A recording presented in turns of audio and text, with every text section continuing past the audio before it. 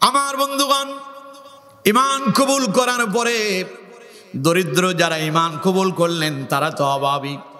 সমাজে আমার দেশে এমনি নিম্ন শ্রেণীর মানুষদেরকে লোকেরা বাঁকা চোখে দেখে। গরিব শ্রেণীর মানুষ যখন ঈমান আনয়ন করল, প্রভাবশালী কাফেরেরা তাদের উপরে চেপে বসেছে। তাদের প্রতিবেশীরা তাদের সঙ্গে কথা বলা বন্ধ করে দিল, ব্যবসা বাণিজ্য বন্ধ হয়ে গেল। ওই দরিদ্র মুসলমান যারা ঈমান কবুল করলেন তাদের মন খারাপ হয়ে গেল। ওরা দারুণ টেনশনে পড়ে গেল, চিন্তায় পড়ে গেল। না জানি ঈমান কবুল করে আমরা কি অপরাধ করলাম, আমরা কি আজ বিফল হয়ে গেলাম নাকি। এই চিন্তা চেতনা যখন তাদের মনের ভেতরে এলো, তখন আল্লাহ রাব্বুল আলামিন এই সূরা নাজিল করে তাদেরকে আল্লাহ পাক সান্ত্বনা দিয়ে দিলেন। পড়েন সুবহানাল্লাহ। হযরত ওমর বলছেন, নবী করিম সাল্লাল্লাহু আলাইহি ওয়াসাল্লামের উপরে যখন কোন ওহী নাজিল হতো, ওহী নাজিলের পূর্ব মুহূর্তে নবীজির আশেপাশে যারা অবস্থান করতেন তারা মৌমাছির ন্যায় একটা গুনগুন করে শব্দ শুনতে পেতেন। হযরত ওমর বলেন, একদিন আমরা রাসূলুল্লাহর কাছে বসা, হঠাৎ করে মৌমাছির ন্যায় গুনগুন শব্দ আমরা শুনতে পেলাম। নবীজি আমাদের সঙ্গে কথা বন্ধ করে দিলেন। আমরা বুঝতেই পেরেছি এই মুহূর্তে রাসূলুল্লাহর উপর ওহী নাজিল হচ্ছে। আমরা অপেক্ষা করতে লাগলাম নবীজির উপরে কখন ওহী সমাপ্ত হবে, বিশ্বনবী আজ আমাদেরকে নতুন কি বার্তা শোনাবেন। আমরা অপেক্ষা করতে লাগলাম। কিছুক্ষণ পরে ওই মৌমাছির ন্যায় গুনগুন শব্দটা বন্ধ হয়ে গেল। হযরত ওমর বলেন, আমরা বুঝতে পেরেছি এই মুহূর্তে নবীর উপর ওহী সমাপ্ত হলো। আমরা আশা করেছি নবীজি আমাদের সঙ্গে এবার নতুন কোন ওহীর বার্তা শোনাবেন, কিন্তু নবীজি আমাদের সঙ্গে কোনো কথাই বললেন না। বিশ্বনবী তিনি কাবার দিকে নামাজের সুরতে বসে গেলেন। তিনি আল্লাহর কাছে দোয়া শুরু করে দিলেন। পড়েন সুবহানাল্লাহ। তাফসীর ইবনে কাসিরের ভেতরে এসেছে, তিরমিজির বর্ণনায় এসেছে, বিশ্বনবী আল্লাহর কাছে দোয়া করতে শুরু করলেন, আল্লাহুম্মা জিদনা ওয়ালা তানকুসনা ওয়া আকরিমনা ওয়ালা তুহিন্না ওয়া আ'তিনা ওয়ালা তাহরিমনা ওয়া আথিরনা ওয়ালা তুসির আলাইনা وارضنا وارض عنا يا رب العالمين। পড়েন আমিন। আর জোরে পড়েন আমিন। আরে আমিন যে কেন বলছেন তা এখন অর্থ বললে বুঝতে পারবেন। হযরত ওমর বললেন, আমরা অপেক্ষা করতে লাগলাম নবী আমাদেরকে কি ওহী শোনা, কিন্তু নবী আমাদের সঙ্গে কোনো কথা না বলে ডাইরেক্ট আল্লাহর কাছে দোয়া শুরু করলেন। নবীজি দোয়া করলেন, আল্লাহুম্মা জিদনা ওয়ালা তানকুসনা, হে আমাদের রব আল্লাহ তুমি আমাদেরকে বেশি বেশি দাও, কম দিও না। ওয়া আকরিমনা ওয়ালা তুহিন্না, তুমি আমাদেরকে সম্মানিত করো, বেইজ্জতি করো না, অপমানিত আর লাঞ্ছিত করো না। ওয়া আ'তিনা ওয়ালা তাহরিমনা, তুমি আমাদেরকে বেশি বেশি করে দান করো, কম দিও না। ওয়া আথিরনা ওয়ালা তুসির আলাইনা, অন্যের উপরে আমাদেরকে অধিকার দাও, আমাদের উপর অন্যকে অধিকার দিও না। ওয়ারদিনা ওয়ারদ আন্না, তুমি আমাদের প্রতি সন্তুষ্ট থাকো, আর যে কাজ করলে পরে তুমি খুশি হও ওই কাজ করার মতো তৌফিক তুমি আমাদেরকে দান করে দাও। পড়েন আমিন। দোয়া করলেন কে? দোয়া করলেন কে? রাসূলুল্লাহ আল্লাহর কাছে দোয়া করলেন, আল্লাহ বেশি দাও, কম দিও না, সম্মানিত করো, বেইজ্জতি করো না, দান করো, মাহরুম করো না, অন্যের উপর আমাদেরকে অধিকার দাও, আমাদের উপর অন্যকে অধিকার দিও না। তোমার এমন কাজ করার আমাদেরকে তৌফিক দাও যে এই কাজ করলে তুমি সন্তুষ্ট হও, আর তোমার সন্তুষ্ট মোতাবেক সন্তুষ্ট আমাদের উপরে তুমি তোমার সন্তুষ্টি রাখো, এমন কাজ করার মতো তৌফিক যোগ্যতা আমাদেরকে দান করো। বলেন আমিন। আমার বন্ধুগণ, নবীজি দোয়া করলেন, আল্লাহ বেশি দাও, কম দিও না। আমাদের মানুষের চাহিদার জীবনের কোনো শেষ নাই, ঠিক কিনা? কথা কয় না, ঠিক কিনা? যার যা আছে তার আরো চাই, যার একটা বাড়ি আছে তার আরো একটা বাড়ি চাই, যার একটা গাড়ি আছে তার আরেকটা গাড়ি চাই, যার কাছে 1 লক্ষ টাকা আছে ওর 2 লক্ষ টাকা চাই, যার কাছে 2 লাখ আছে ওর 5 লাখ চাই।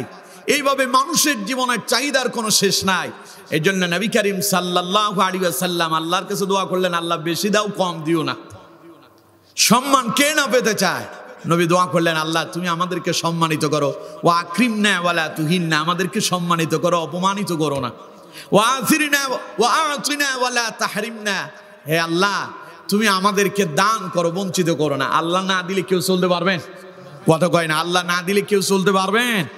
আল্লাহ চালালে আমরা চলি, আমাদেরকে যিনি চালান তিনি কে? আল্লাহ যদি আমাদেরকে হায়াত যদি না দিতেন তাহলে আমরা বেঁচে থাকতে পারতাম? তাহলে এটা কি আল্লাহর দান নয়? কথা কয় না, এটা কি আল্লাহর দান নয়? আল্লাহ আমাদেরকে অনুগ্রহ করে দিয়েছেন। নবীজি এই দোয়াগুলো করলেন। হযরত ওমর বলেন, রাসূলুল্লাহ দোয়া শেষ করে এবার আমাদেরকে বললেন, আমার সাহাবীরা শোনো, আজ আল্লাহ তোমাদের জন্য এক নতুন সুসংবাদ প্রদান করেছেন, যা শুনলে তোমরা খুশি হয়ে যাবে। পড়েন সুবহানাল্লাহ। হযরত ওমর বলেন, এবার নবীজি আমাদের দিকে ফিরে বসলেন, নবী এবার আমাদেরকে শোনাতে লাগলেন, কাদ আফলাহাল মুমিনুন আল্লাযীনা হুম ফি সালাতিহিম খাশিউন ওয়াল্লাযীনা হুম আনিল লাগবি মুরিদুন। পড়েন আল্লাহু আকবার, আরো জোরে পড়েন আল্লাহু আকবার। হযরত ওমর বলেন, এবার রাসূলুল্লাহ আমাদেরকে সূরা মুমিনুনের প্রথম 10টি আয়াত কারিমা তিলাওয়াত করে শোনালেন। সেই 10টি আয়াত কারিমায় আল্লাহ পাক এমন কি বললেন, যা পাওয়ার পরে সাহাবায়ে কেরাম খুশি হলেন, তা আমাদের জানার দরকার আছে না নাই? আরো জোরে বলতে হবে, আছে না নাই? যা শুনলে আপনিও খুশি হবেন। সুবহানাল্লাহ। কোন আল্লাহ রাব্বুল আলামিন বলছেন, নবী আপনি মুমিনদেরকে শোনায়া দেন, মাইর খাচ্ছে লোকজন, তাদের সঙ্গে ব্যবসা বাণিজ্য বন্ধ করে দিয়েছে, দুর্বল ইমানদারেরা খুব টেনশনে পড়ে গেল। আল্লাহ পাক বলছেন, আপনি আমার দুর্বল মুমিনদেরকে এক কথায় আমার সকল মুমিনদেরকে শোনায়া দেন, ক্বাদ আফলাহাল মুমিনুন। আল্লাহ বলছেন, সফল তো তারা মুমিন হয়েছে যারা। সুবহানাল্লাহ। কোন আচ্ছা, এখানে কাফের কেউ আছেন? কথা কয় না, এখানে কোনো কাফের আছে? মুনাফিক কেউ আছেন নাকি? মুমিন আছেন না? মুমিন আছেন না নাই? আমরা সবাই কি? সবাই বলেন, আমরা সবাই কি? চিল্লায় বলেন, আমরা সবাই কি? আল্লাহ বলছেন, ক্বাদ আফলাহাল মুমিনুন। মুমিন মানে হলো বিশ্বাসী। মুমিন মানে কি? বিশ্বাসী মানে হলো যারা আল্লাহর প্রতি ঈমান আনলো, পরকালে বিশ্বাস করলো। এক কথায়, আমানতু বিল্লাহি ওয়া মালাইকাতিহি ওয়া কুতুবিহি ওয়া রুসুলিহি ওয়াল ইয়াউমিল আখির ওয়াল কদরি খাইরিহি ওয়া শাররিহি মিনাল্লাহি তাআলা ওয়াল বা'সি বা'দাল মাউত। 7টা বিষয়ের উপরে দৃঢ়তার সঙ্গে বিশ্বাস করে যারা, মুমিন বলে আল্লাহর কাছে পরিগণিত তারা। 1 নম্বর আমানতু বিল্লাহ, আল্লাহর প্রতি বিশ্বাস। 2 নম্বর ওয়া মালাইকাতিহি, তার ফেরেশতার প্রতি বিশ্বাস। 3 নম্বর ওয়া কুতুবিহি, আল্লাহর কিতাবের প্রতি বিশ্বাস। 4 নম্বর ওয়া রুসুলিহি, নবীদের প্রতি বিশ্বাস। 5 নম্বর ওয়াল ইয়াউমিল আখির, পরকালের প্রতি বিশ্বাস। 6 নম্বর ওয়াল কদরি খাইরিহি ওয়া শাররিহি মিনাল্লাহি তাআলা, ভালো এবং মন্দ তাকদীরের উপরে বিশ্বাস স্থাপন করা। আর 7 নম্বর ওয়াল বা'সি বা'দাল মাউত, একদিন আমরা মরে যাব, মরার পরে পুনরায় যিনি আমাদেরকে জিন্দা করবেন তিনি কে? চিল্লায় বলেন, তিনি কে? এই 7টা বিষয়ের উপরে দৃঢ়তার সঙ্গে বিশ্বাস করে যারা, মুমিন তারা। সুবহানাল্লাহ কইলেন না? এবার মুমিন যারা, আল্লাহ বলছেন, ক্বাদ আফলাহাল মুমিনুন, মুমিন হয়েছে যারা, সফল হয়েছে তারা। সুবহানাল্লাহ কয় না?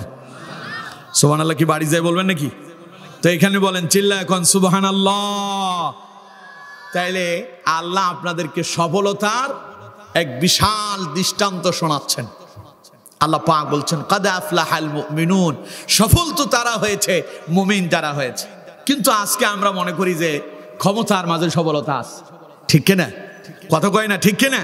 পৃথিবীর মানুষ মনে করে যে ক্ষমতার চাইতে বড় সফলতা আর কিছু নাই। যেমন আমার দেশে দেখবেন বিভিন্ন মানুষ নেতা হওয়ার খায়েশ অনেক বেশি। নেতা হওয়ার খায়েশ কি? অনেক বেশি। ইদানিং কালে আমরা দেখলাম আর কি, ফেসবুকে ইদানিং কালে দেখতেছি যে জাতীয়তাবাদী দল বিএনপির বিভিন্ন জায়গায় তারা তাদের কমিটি ঘোষণা করতেছে। তো এখন কমিটিতে যারা পদবঞ্চিত হলো তারা আন্দোলন করতেছে। তারা সংগ্রাম করতেছে, তারা এটা মানে না। তার মানে তারা চায় যে তারাও নেতা হবে। এই জন্য নেতার খায়েশ তাদের অন্তরে আছে। ওরা মনে করতেছে নেতার ভিতরেই মনে হয় সবলতা আছে। ঠিক কিনা? কথা কয় না ঠিক কিনা? এই জন্য তারা পদবঞ্চিত হলো। এখন পদবঞ্চিত হওয়ার পরে তারা রাস্তায় নেমে মিটিং করে, মিছিল করে, তারা নেতা হবে, তাদেরকেও দায়িত্ব দিতে হবে। তার মানে বোঝা যায় মানুষজন মনে করে নেতা হতে পারলেই সবল হওয়া যায়। ঠিক কিনা? কথা কয় না ঠিক কিনা? এরপরে আরেকটু বুঝালে আপনারা আরো সহজভাবে বুঝতে পারবেন। দেখবেন আমার দেশে যারা বিভিন্ন সময় নির্বাচনে অংশগ্রহণ করে, প্রথমে তার খায়েশ থাকে সে মেম্বার হবে। প্রথম ছোট থেকেই শুরু করে মেম্বার প্রার্থী। মেম্বার হওয়ার পরে তার খায়েশ জাগে সে চেয়ারম্যান হবে।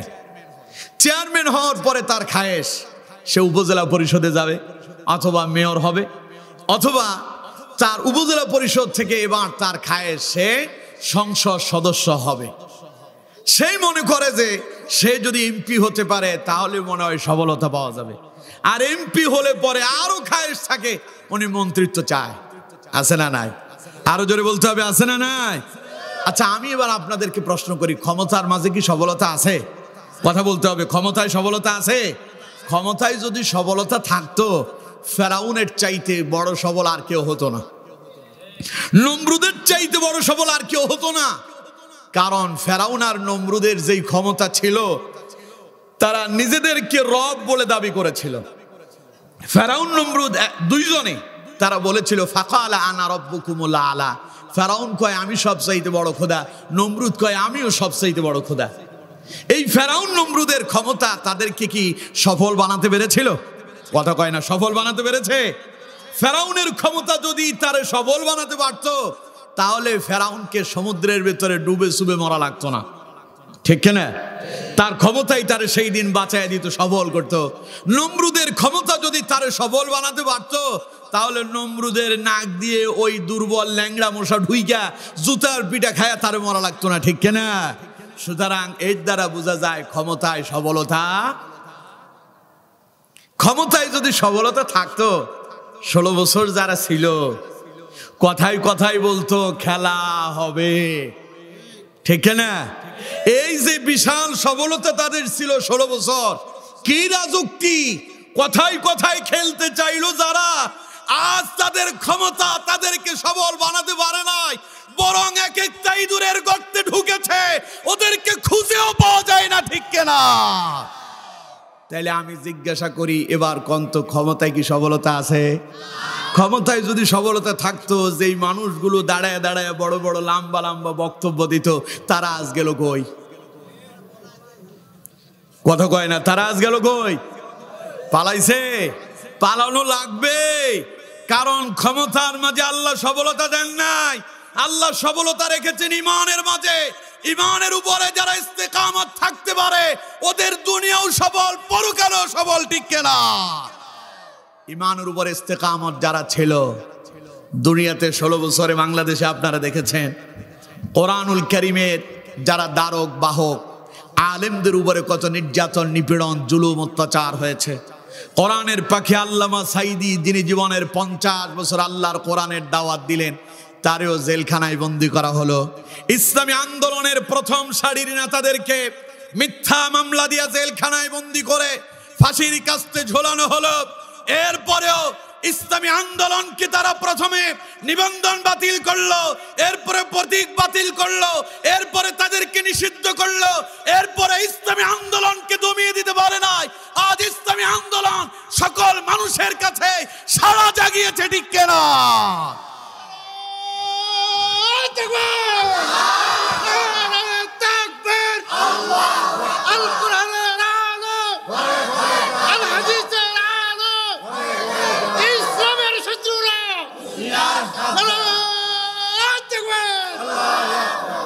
আমার বন্ধুগণ, যারা আমাদেরকে নিষিদ্ধ করেছিল, যারা আমাদের প্রতীক বাতিল করেছিল, যারা আমাদের নিবন্ধন বাতিল করলো, তাদেরকে যিনি বাতিল করেছেন তিনি কে? আরো জোরে বলেন কে? ওনারা মাঝে মধ্যে আবার বলে শর্ট করে ঢুকবেন, খুব কাছাকাছি আছেন। লোকজন কয় আমরাও তৈরি পট করে ধরে আপনাকে জায়গা মতো ঝুলাইয়া দেওয়ার জন্য, ঠিক কিনা? তার মানে ওরা ইসলামটাকে এমনভাবে মানুষের কাছে উপস্থাপন করতে চেয়েছিল, ওরা ইসলামকে মুছে দিতে চাইলো, আর আল্লাহ তাদেরকে মুছে দিলেন। এখন মানুষ তাদের নামই শুনতে পারে না, ঠিক কিনা? এই নামটাই মানুষের কাছে এখন ঘৃণিত হয়ে গেল। আমি সেই নাম নিতেও চাই না। সুতরাং আমার বন্ধুগণ, এবার আমি আপনাদেরকে প্রশ্ন করি, সবলতা কি ক্ষমতার মাঝে আছে? কথা বলেন, ক্ষমতার মাঝে আছে? সবলতা টাকা পয়সার মাঝে আছে নাকি? মানুষ মনে করে যার কাছে অনেক সম্পদ আছে, টাকা আছে, বাড়ি আছে, গাড়ি আছে, সম্পদ আছে, সে মনে হয় সফল। টাকা পয়সার ভেতরে যদি সফলতা থাকতো তাহলে কারুনের চাইতে শ্রেষ্ঠ সফল আর কেউ হতো না। কারুন ছিলেন হযরতে মূসা আলাইহিস সালামের চাচাতো ভাই। আল্লাহ তার এত সম্পদ দান করেছেন। আল্লাহ পাক বলেন, ইন্না কারুনা কানা মিন কওমি মূসা ফাবাগা আলাইহিম ওয়া আতাইনাহু মিনাল কুনুজি মা ইন্না মাফাতিহাহু লাতানূউ বিল উসবাতি উলিল কুওয়া। পড়েন আল্লাহু আকবার। আল্লাহ পাক বলছেন, আমি কারুনকে এত সম্পদ দিয়েছি, এত সম্পদ দিয়েছি। কারুনের সেই ধনভাণ্ডার, তার সম্পদের যে সিন্ধুক ছিল, ওই সিন্ধুকের যে চাবি ছিল, ওই চাবি বহন করার জন্য একদল লোকের প্রয়োজন পড়তো। আমি আপনাদেরকে জিজ্ঞাসা করি, একদল লোক যে চাবি বহন করবে, ওইখানে চাবি মনে হয় 2, 4, 5, 10টা নাকি? কথা কয় না, 5, 10টা নাকি? আমার দেশে ব্যাংক আছে না? ব্যাংক, এই ব্যাংকে মানুষের কোটি কোটি টাকা জমা আছে না নাই? সবাই বলেন আছে না নাই? আপনাদেরও আছে, আমার অল্প স্বল্প কিছু আছে আর কি। তো সবারই মোটামুটি ব্যাংকে কিছু টাকা পয়সা জমা আছে। কোটি কোটি টাকার যেখানে লেনদেন হয়, সেই ব্যাংকের চাবি যার কাছে থাকে, ওর কাছে কিন্তু ওই ব্যাংকের চাবি রাখার জন্য একদল মানুষের প্রয়োজন নাই, একজনই যথেষ্ট। ওইখানে সিকিউরিটি সর্বোচ্চ 1-2 জন, ঠিক কিনা? কথা কয় না, ঠিক কিনা? আল্লাহ কয়, কারুনকে এত সম্পদ আমি দিয়েছি, ওটার ধনভাণ্ডারের ওই সিন্ধুকের চাবি বহন করার জন্য একদল মানুষ লাগতো। সেই কারুনের ওই সম্পদ তারে বাঁচাতে পারছে? কথা কয় না, বাঁচাতে পারলো? কারুনের সম্পদ সুদ্ধা যিনি মাটির নিচে কারুনের সুদ্ধা ডাবায়া দিলেন, জীবন্ত অবস্থায় মাটির নিচে যিনি ফুতে দিলেন, তিনি কে? আরো জোরে বলেন, কে? সুতরাং সে আল্লাহ এখনো আছে না নাই? সুতরাং সম্পদের বড়াই দেখায় লাভ নাই, ক্ষমতার বড়া দেখায় লাভ নাই। ক্ষমতা চিরকাল কারো থাকে না, সম্পদ কারো চিরকাল থাকে না। আজ আপনার কাছে সম্পদ আছে, আজ আপনার পাওয়ার আছে, আজ ক্ষমতা আছে বলে আপনি যেই সেইভাবে ব্যবহার করছেন, ক্ষমতা চলে গেলে জুতার পিঠা খাওয়া লাগে, ঠিক কিনা? ইতিহাস তাই বলছে। ক্ষমতা থাকলো, বড় বড় কথা বলল, ক্ষমতা থেকে যখন তারা নেমে গেল, 16 বছরের বিশাল রাজত্ব এক মুহূর্তের ভেতরেই ধূলিসাৎ যিনি করে দিলেন, তিনি কে? আরো জোরে বলেন, কে? সুতরাং আমার বন্ধুগণ, এবার আপনাদেরকে প্রশ্ন করি, ক্ষমতায় কি সবলতা আছে? সম্পদের মাঝে সবলতা আছে? এবার কোন তো তাইলে সবলতা কিসে? কথা কয় না, সবলতা কিসে? ইমানে। ইমানে কেমনে সবলতা, তা আপনাদেরকে বুঝালে আশা করে আপনারা বুঝতে সহজ হবে। বুঝাবো আপনাদেরকে। আমার বন্ধুগণ, আল্লাহ পাক বলছেন, কাদ আফলাহাল মুমিনুন, সফল তো তারা মুমিন হয়েছে যারা, যেই মুমিনের কোনো বাড়ি নাই, গাড়ি নাই, সম্পদ নাই, ইন্ডাস্ট্রি নাই, তার কোনো টাকা পয়সা নাই, ঘুমানোর মতো সাধারণ একটা কুড়ে ঘর আছে, কিছুই নাই তার তেমন। আজ কি খাবে অথবা আগামী দিন সে কি খাবে তা সে জানেই না, কিন্তু তার কাছে ইমান আছে। ইমানটা যদি ইমানের মতো হয়, তার বাড়ি গাড়ির প্রয়োজন নাই, আল্লাহ বলেন সেই সবল হয়ে যায়। আরেকজনের বাড়ি আছে, গাড়ি আছে, সম্পদ আছে, টাকা পয়সা আছে, সবই আছে, কিন্তু তার ভিতরে ইমান নাই, তার জীবনের কোনো সম্পদ, তার কোনো প্রভাব তাকে সফল বানাতে পারবে না। আল্লাহ কয়, মানুষের দৃষ্টিতে সে যদিও সফল হতে পারে, আল্লাহর দৃষ্টিতে মোটেও সে সফল নয়, ঠিক কিনা? কারণ পরকালে সফল যারা, আসল সফলই তারা, ঠিক কিনা? এরকম একজন সফল রাসূলুল্লাহর সাহাবীর ঘটনা শোনায়, শুনবেন আপনারা? নাম হলো হযরতে আবু হুরায়রা রাদিয়াল্লাহু তাআলা। কি নাম বললাম কোন তো? হযরতে আবু হুরায়রা রাদিয়াল্লাহু তাআলা আনহু। তার কোনো বাড়ি গাড়ি ছিল না, কোনো সম্পদ ছিল না, নিঃস্ব অসহায় ছিলেন। আহলে সুফফার একজন সাহাবী ছিলেন তিনি। আহলে সুফফার সাহাবী হলো তারা যাদের কোনো বাড়ি নাই, গাড়ি নাই, সম্পদ নাই, থাকার কোনো জায়গা নাই। আগামীকাল তারা কি খাবে তা তারা জানেই না। দুপুরবেলা খাওয়ার পরে সন্ধ্যাবেলায় কি খাবার তারা খাবে তা তারা জানতো না। মদিনার মসজিদে নববীর বারান্দায় রাসূলুল্লাহ তাদের জন্য থাকার একটা ব্যবস্থা করে দিলেন। ওইখানে যারা অবস্থান করত তাদেরকে আহলে সুফফার সাহাবী বলা হতো। আর সে আহলে সুফফার সাহাবীদের ভেতরে অন্যতম একজন হলেন হযরত আবু হুরায়রা রাদিয়াল্লাহু তাআলা আনহু। সে আবু হুরায়রা রাদিয়াল্লাহু তাআলা আনহু তিনি ছিলেন এমন, মাঝে মধ্যে খিদার যন্ত্রণায় উপুর হয়ে মাটিতে পড়ে থাকতেন।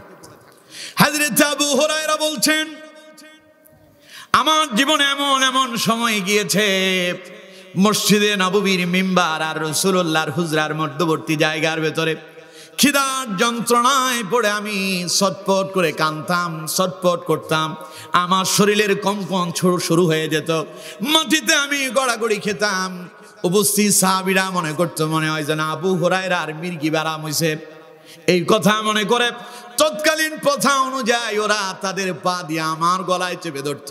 হযরত আবু হুরায়রা বলছেন, আল্লাহর কসম দিয়া বলছি আমি আবু হুরায়রার কোনো মির্গি ব্যারাম ছিল না। খিদার যন্ত্রণায় আমি এইভাবে ছটফট করতাম, কিন্তু লজ্জায় কাউকে তিনি তার খিদার কথা বলতে পারতেন না।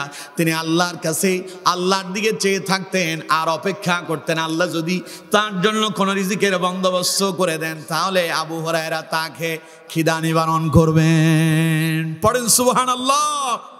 সে আবু হুরায়রার একখান ঘটনা আপনাদেরকে শোনাই। কেমন সফল ছিলেন হযরত আবু হুরায়রা। বাড়ি নাই, গাড়ি নাই, সম্পদ নাই, খাবার নাই। এই বেলা খেলে আগামী বেলায় কি খাবেন তা জানিনি না। সেই আবু হুরায়রা বলছেন, একদিন আমি খিদার যন্ত্রণায় পড়ে রাস্তার পাশ দিয়ে হাঁটতে পারি না, আমার কোমর সোজা করতে পারি না। খিদার যন্ত্রণায় আমি রাস্তার পাশে বসে গেলাম। হঠাৎ করে দেখতে পেলাম যে এই রাস্তায় আমি বসে আছি, ওই রাস্তা দিয়া বিশ্বনবী মুহাম্মদ সাল্লাল্লাহু আলাইহি ওয়াসাল্লামের অন্যতম একজন সাহাবী, নবীজির কাছের সাহাবী হযরতে আবু বকর সিদ্দিক রাদিয়াল্লাহু তাআলা আনহু, তিনি ওই রাস্তা দিয়ে আসতেছেন। হযরতে আবু হুরায়রা বলেন, আবু বকরকে দেখে আমার মনটা অনেক বড় হয়ে গেল। কিন্তু হযরতে আবু হুরায়রা দারুণ লজ্জিত ছিলেন, শর্মিন্দা ছিলেন, খিদার কথা কাউকে বলতে পারতেন না। হযরতে আবু হুরায়রা মনে মনে একটা ফন্দি আঁটলেন, কি করে আবু বকর কি খিদার কথা বলবেন। এই কথা চিন্তা করতে করতে আবু বকর আবু হুরায়রার সামনে উপস্থিত। আবু হুরায়রা আবু বকরকে দেখে কোরআনুল কারীমের একটা আয়াতে কারিমা তিলাওয়াত করলেন। আয়াতে কারিমা তিলাওয়াত করে আবু বকরকে বললেন, ভাই আবু বকর, আমি আয়াতের তরজমা, আয়াতের তাফসীর বুঝতে পারতেছি না, আমার একটু তাফসীরটা বুঝায়া দাও। হযরত আবু হুরায়রা বলছেন, আয়াতের তাফসীর বোঝাটা আমার মূল উদ্দেশ্য ছিল না। আমার উদ্দেশ্য ছিল আবু বকর যখন আয়াতের তাফসীর আর তরজমা যখন আমাকে বোঝাতে যাবেন, আবু বকর আমার চেহারার দিকে তাকাবেন, ক্ষুধার্ত মলিন চেহারা দেখি আবু বকর বুঝতেই পারবেন আমি আবু হুরায়রা ক্ষুধার্ত। আর আবু বকর বুঝতে পারলেই আমার জন্য খাবারের ব্যবস্থা করে দেবেন। পড়েন আল্লাহু আকবার। হযরত আবু হুরায়রা বললেন, আবু বকর কোরআনুল কারীমের আয়াতের তাফসীর আমারে শোনায়া দিলেন, কিন্তু আমার চেহারা দেখে আমার খিদার যন্ত্রণা তিনি অনুভব করতেই পারলেন না। আবু বকর সেখান থেকে বিদায় হয়ে চলে গেলেন। হযরত আবু হুরায়রা বলেন, মনটা আমার খারাপ হয়ে গেল। ইতিমধ্যে তাকায় দেখি যে এই রাস্তায় আবু বকর এসেছে, একই রাস্তায় রাসূলুল্লাহর অন্যতম আরেকজন সাহাবী হযরতে ওমর ইবনুল খাত্তাব রাদিয়াল্লাহু তাআলা আনহু তিনি আগমন করতেছেন। পড়েন সুবহানাল্লাহ। হযরত আবু হুরায়রা বলেন, এবার আমার মনটা বড় হয়ে গেল। মনে মনে চিন্তা করতেছি, যদিও আবু বকর আমার মনের ভাব বুঝতে পারেনি, কিন্তু ওমর তো আমার মনের ভাব বুঝতে পারবে। কিন্তু খিদার কথা কি করে ওমরকে বলবেন? আবু বকরকে যেইভাবে কোরআনের আয়াত তিলাওয়াত করে শোনালেন, ওমরকেও একই রকম কোরআনের আয়াত তিলাওয়াত করে শোনালেন। এরপরে হযরত আবু হুরায়রা ওমর কি বললেন, ভাই আয়াতের তাফসীর আমি বুঝতে পারতেছি না, আমার একটু বুঝায়া দাও। হযরত ওমর আয়াতের তাফসীর বুঝায়া দিলেন। হযরত আবু হুরায়রা বললেন, ওমর আমার চেহারার দিকে তাকালো, কিন্তু আমার খিদার যন্ত্রণা অনুভব করতে পারলো না। মনে মনে ভাবলাম, হায় হায়, আজ বুঝি আমার এই খিদার যন্ত্রণা নিবারণ হবে না, আজ তো আমার মরে যাওয়া ছাড়া আর কোনো পথ খোলা থাকলো না। আফসোস করে এখানে বসে আছি। এমন সময় তাকায় দেখি যেই রাস্তায় আবু বকর এসেছিল, ওমর এসেছিল, ওই রাস্তায় আগমন করছেন বিশ্ব মানবতার নবী, সাইয়্যিদুল মুরসালিন, খাতামুন নবিয়্যিন, নবী আরবি জনাব মুহাম্মদুর রাসূলুল্লাহ সাল্লাল্লাহু আলাইহি ওয়াসাল্লাম। পড়েন সুবহানাল্লাহ, আরো জোরে পড়েন সুবহানাল্লাহ। আবু হুরায়রা বলছেন, ওই রাস্তায় রাসূলুল্লাহ আসতেছে। আবু হুরায়রা বলেন, নবীজিকে দেখে আমার মনটা অনেক বড় হয়ে গেল, কারণ যে কথা আবু বকর বুঝতে পারেনি, ওমর বুঝতে পারেনি, সেই কথা আমার রাসূলের বুঝতে কোনো অসুবিধা হবে না। হযরত আবু হুরায়রা বলেন, নবীজি আস্তে আস্তে আমার কাছে এলেন। বিশ্বনবী আমার চেহারার দিকে তাকায় বললেন, ইয়া আবাহের, হে আবু হুরায়রা। হযরত আবু হুরায়রা বললেন, লাব্বাইক ইয়া রাসূলুল্লাহ। নবীজি বললেন, আবু হুরায়রা মন খারাপ করো না, চিন্তা করো না, টেনশন করো না। আবু হুরায়রা, আমি নবী যেই দিকে যাই তুমিও আমার সঙ্গে সেই দিকে চলো। চিল্লায় পড়েন আল্লাহু আকবার। নবীজি আবু হুরায়রার চেহারা দেখেই বুঝতে পারলেন, আজকে আমার আবু হুরায়রা ক্ষুধার্ত। আমার দয়ার নবী, মায়ার নবী, বিশ্ব মানবতার নবী, তার অন্তরের ভেতরে যিনি মোহাব্বত ঢেলে দিয়েছেন তিনি কে? আমার নবীর মতো এমন প্রিয় মানুষ আর কেউ আছে কি? নবীর মতো এমন একজন দরদি মানুষ খুঁজে পাবেন কি? যেই নবী আপনার জন্য সারা জীবন কেঁদেছেন, আমাদের জন্য সারা জীবন কেঁদেছেন, মৃত্যুর সময়ও কেঁদেছেন, কিয়ামতের ময়দানে কঠিন মুসিবতের সময় উম্মতের জন্য সিজদায় পড়ে নবী কাঁদবেন, রব্বি হাবলি উম্মতি, রব্বি হাবলি উম্মতি। পড়েন আল্লাহু আকবার। সে কোন বন্ধু বলো বেশি বিশ্বস্ত, কার কাছে সব কথা বলা যায়, কার কাছে মন খুলে দেয়া যায়, হওয়া যায় বেশি আশ্বস্ত। তার নাম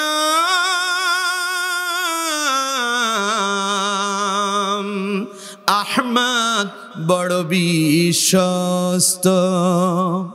যে জন কখনো ব্যথা দিতে জানে না, যে জনকে বলি মুছে দেয় বেদনা, যে জন কখনো ব্যথা দিতে জানে না, যে জনকে বলি মুছে দেয় বেদনা, হৃদয়ের হাহাকার আপন করে নিতে আর কার বুক এত প্রশস্ত। তার নাম আহমদ, বড় বিশ্বস্ত। পড়েন আল্লাহু আকবার। আমার নবীর মতো দরদি আর কেউ আছে? কথা কয় না, দরদি আর কেউ আছে? আমার বন্ধুগণ, বিশ্ব নবী আবু হুরায়রাকে বললেন, আবু হুরায়রা রে, মন খারাপ করো না, টেনশন করো না, আমি নবী যেই দিকে যাই আমার অনুসরণ করতে থাকো। হযরত আবু হুরায়রা বলেন, আমি রাসূলুল্লাহর অনুসরণ করতে শুরু করলাম। নবী করিম সাল্লাল্লাহু আলাইহি ওয়াসাল্লাম বাড়িতে ঢুকলেন, আমি নবীজির অনুমতি নিয়ে তার ঘরের ভেতরে প্রবেশ করলাম। ঘরের ভেতরে ঢুকে দেখতে পেলাম ঘরের ভেতরে একটা দুধের পেয়ালা, একটা পেয়ালা ভর্তি দুধ রাখা আছে। নবীজি ভেতরে প্রশ্ন করলেন, দুধ এলো কোত্থেকে? ভেতর থেকে জবাব এলো, একজন মানুষ আপনার জন্য হাদিয়া পাঠিয়েছেন। এই কথা শোনার পরে বিশ্বনবী আবু হুরায়রাকে বললেন, আবু হুরায়রা রে, আহলে সুফার সব সাহাবীদেরকে দাওয়াত দিয়া নবীর বাড়িতে নিয়ে আসো। পড়েন সুবহানাল্লাহ। নবীজি বুঝতে পারলেন যে আমার আবু হুরায়রা যেহেতু ক্ষুধার্ত, তার মানে আজকে আহলে সুফার কোন সাহাবী খাবার পায় নাই। সুবহানাল্লাহ বললেন না? আরো জোরে কোন সুবহানাল্লাহ। আচ্ছা, এই লোকগুলো উঠে গেছে, হ্যাঁ কি হয়েছে দেখি, আমার দিকে ফেরেন না আপনারা। আচ্ছা, আসতেছে, ঠিক আছে, জরুরতের প্রয়োজন, তাড়াতাড়ি সেরে চলে আসে। আর অসুবিধা হলে বলেন, সময় অনেক হয়েছে, তাহলে আমি ছেড়ে দেবো না। ছেড়ে দেবো নাকি? শুনবেন আপনারা? আরেকটু হবে? কথা কয় না, আরেকটু হবে? এ তো শুরু করলাম মাত্র, আয়াত পড়ছি 10টা, এখন একটা আয়াতের প্রথম আয়াতের তরজমা করতেছি। এত তাড়াতাড়ি যদি আপনারা যদি অস্থির হয়ে যান তাহলে তো আর বলা যাবে না। আমার বন্ধুগণ, হযরত আবু হুরায়রা বলেন, নবীজি আমাকে দেখেই রাসূলুল্লাহ বুঝে ফেললেন যে আজকে আলে সুফার কোনো সাহাবী খাবার পায় নাই। তাই নবীজি হযরত আবু হুরায়রাকে বললেন, আবু হুরায়রা, আমার আহলে সুফার সব সাহাবীদেরকে দাওয়াত দিয়ে আমার বাড়িতে নিয়ে আসো। হযরত আবু হুরায়রা বলেন, কথাটা শোনার পর আমার মন খারাপ হইল। এটা বুখারীর হাদিস, সহিহ হাদিস, বিশাল লম্বা হাদিস, তো তা আরবি ইবারত না বলে ডাইরেক্ট আপনাদেরকে বাংলা অনুবাদ শোনাচ্ছি। আমার বন্ধুগণ, হযরত আবু হুরায়রা বলেন, নবী যখন আমাকে বললেন যে আহলে সুফার সব সাহাবীরে দাওয়াত দিয়ে নবীর বাড়িতে নিয়ে আসো, এই কথা শোনার পরে আমার মনটা খারাপ হইল। আরে রাসূলুল্লাহ দেখতেছেন আমি দাঁড়াতে পারি না, চলতে পারি না, নবী তো আমারও দরকার ছিল আগে একটু খাবার জন্য দিয়ে দেওয়া, যে আবু হুরায়রা তোমার শরীর খুব দুর্বল, খেতে পারো নাই, আমি বুঝতে পারতেছি, এখান থেকে তুমি আগে একটু খেয়ে নাও। নবী তা না করে আমাকে বললেন যে তুমি আলে সুফার সব সাহাবীরা আমার বাড়িতে দাওয়াত দিয়ে নিয়ে আসো। হযরত আবু হুরায়রা বলেন, আমি মনে মনে চিন্তা করলাম, দাওয়াত দিয়ে নিয়ে আসলে নবীজি তখন আমাকেই বলবেন, আবু হুরায়রা এবার তুমি মেহমানদারি করে দাও। মেহমানদারি করে দিলে বাড়িতে যখন মেহমান আসে, বাড়ির লোকজন আগে খায় না মেহমানরে আগে খাওয়ায় না? আপনাদের মাগুরার সিস্টেমটা কি? আপনারা আগে খান না আগে মেহমানরে খাওয়ান? আগে মেহমানরে খাওয়ায়, তারপরে থাকলে বাড়ির লোকজন খাবেনি, ঠিক না? কারণ মেহমানের মেহমানদারি হতে হবে আগে। হযরত আবু হুরায়রা বলেন, আমি মনে মনে চিন্তা করলাম যে নবী যে আমারে পাঠাচ্ছে, আমি যদি যাই তাদেরকে দাওয়াত দিয়ে রাসূলের বাড়িতে নিয়ে আসি, নবী যে আমাকেই বলবেন আবু হুরায়রা মেহমানদারি করে দাও এবার। হযরত আবু হুরায়রা বলেন, কিছুই করার নাই, নবীর আদেশ পালন করতেই হবে।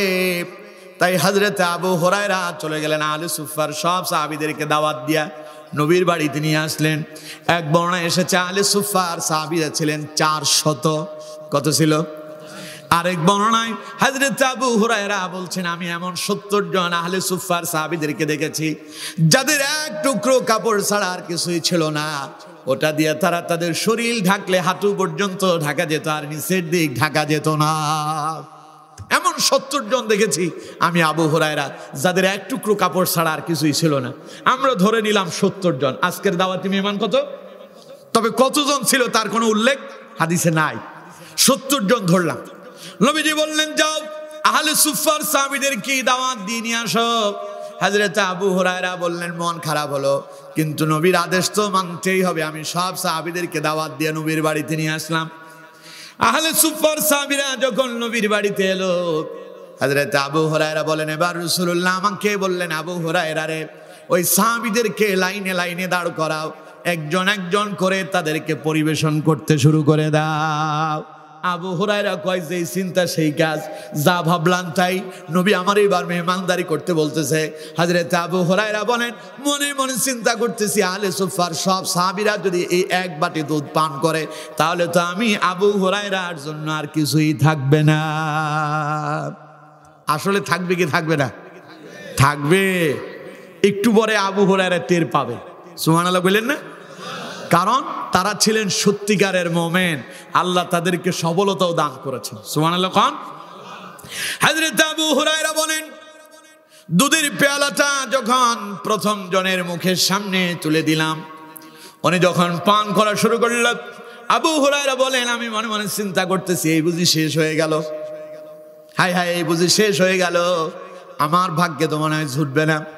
হযরত আবু হুরায়রা বলেন, একজন দুইজন করে আহলে সুফার সব সাহাবীদেরকে ওই দুধের পেয়ালা মুখের সামনে তুলে দিলাম।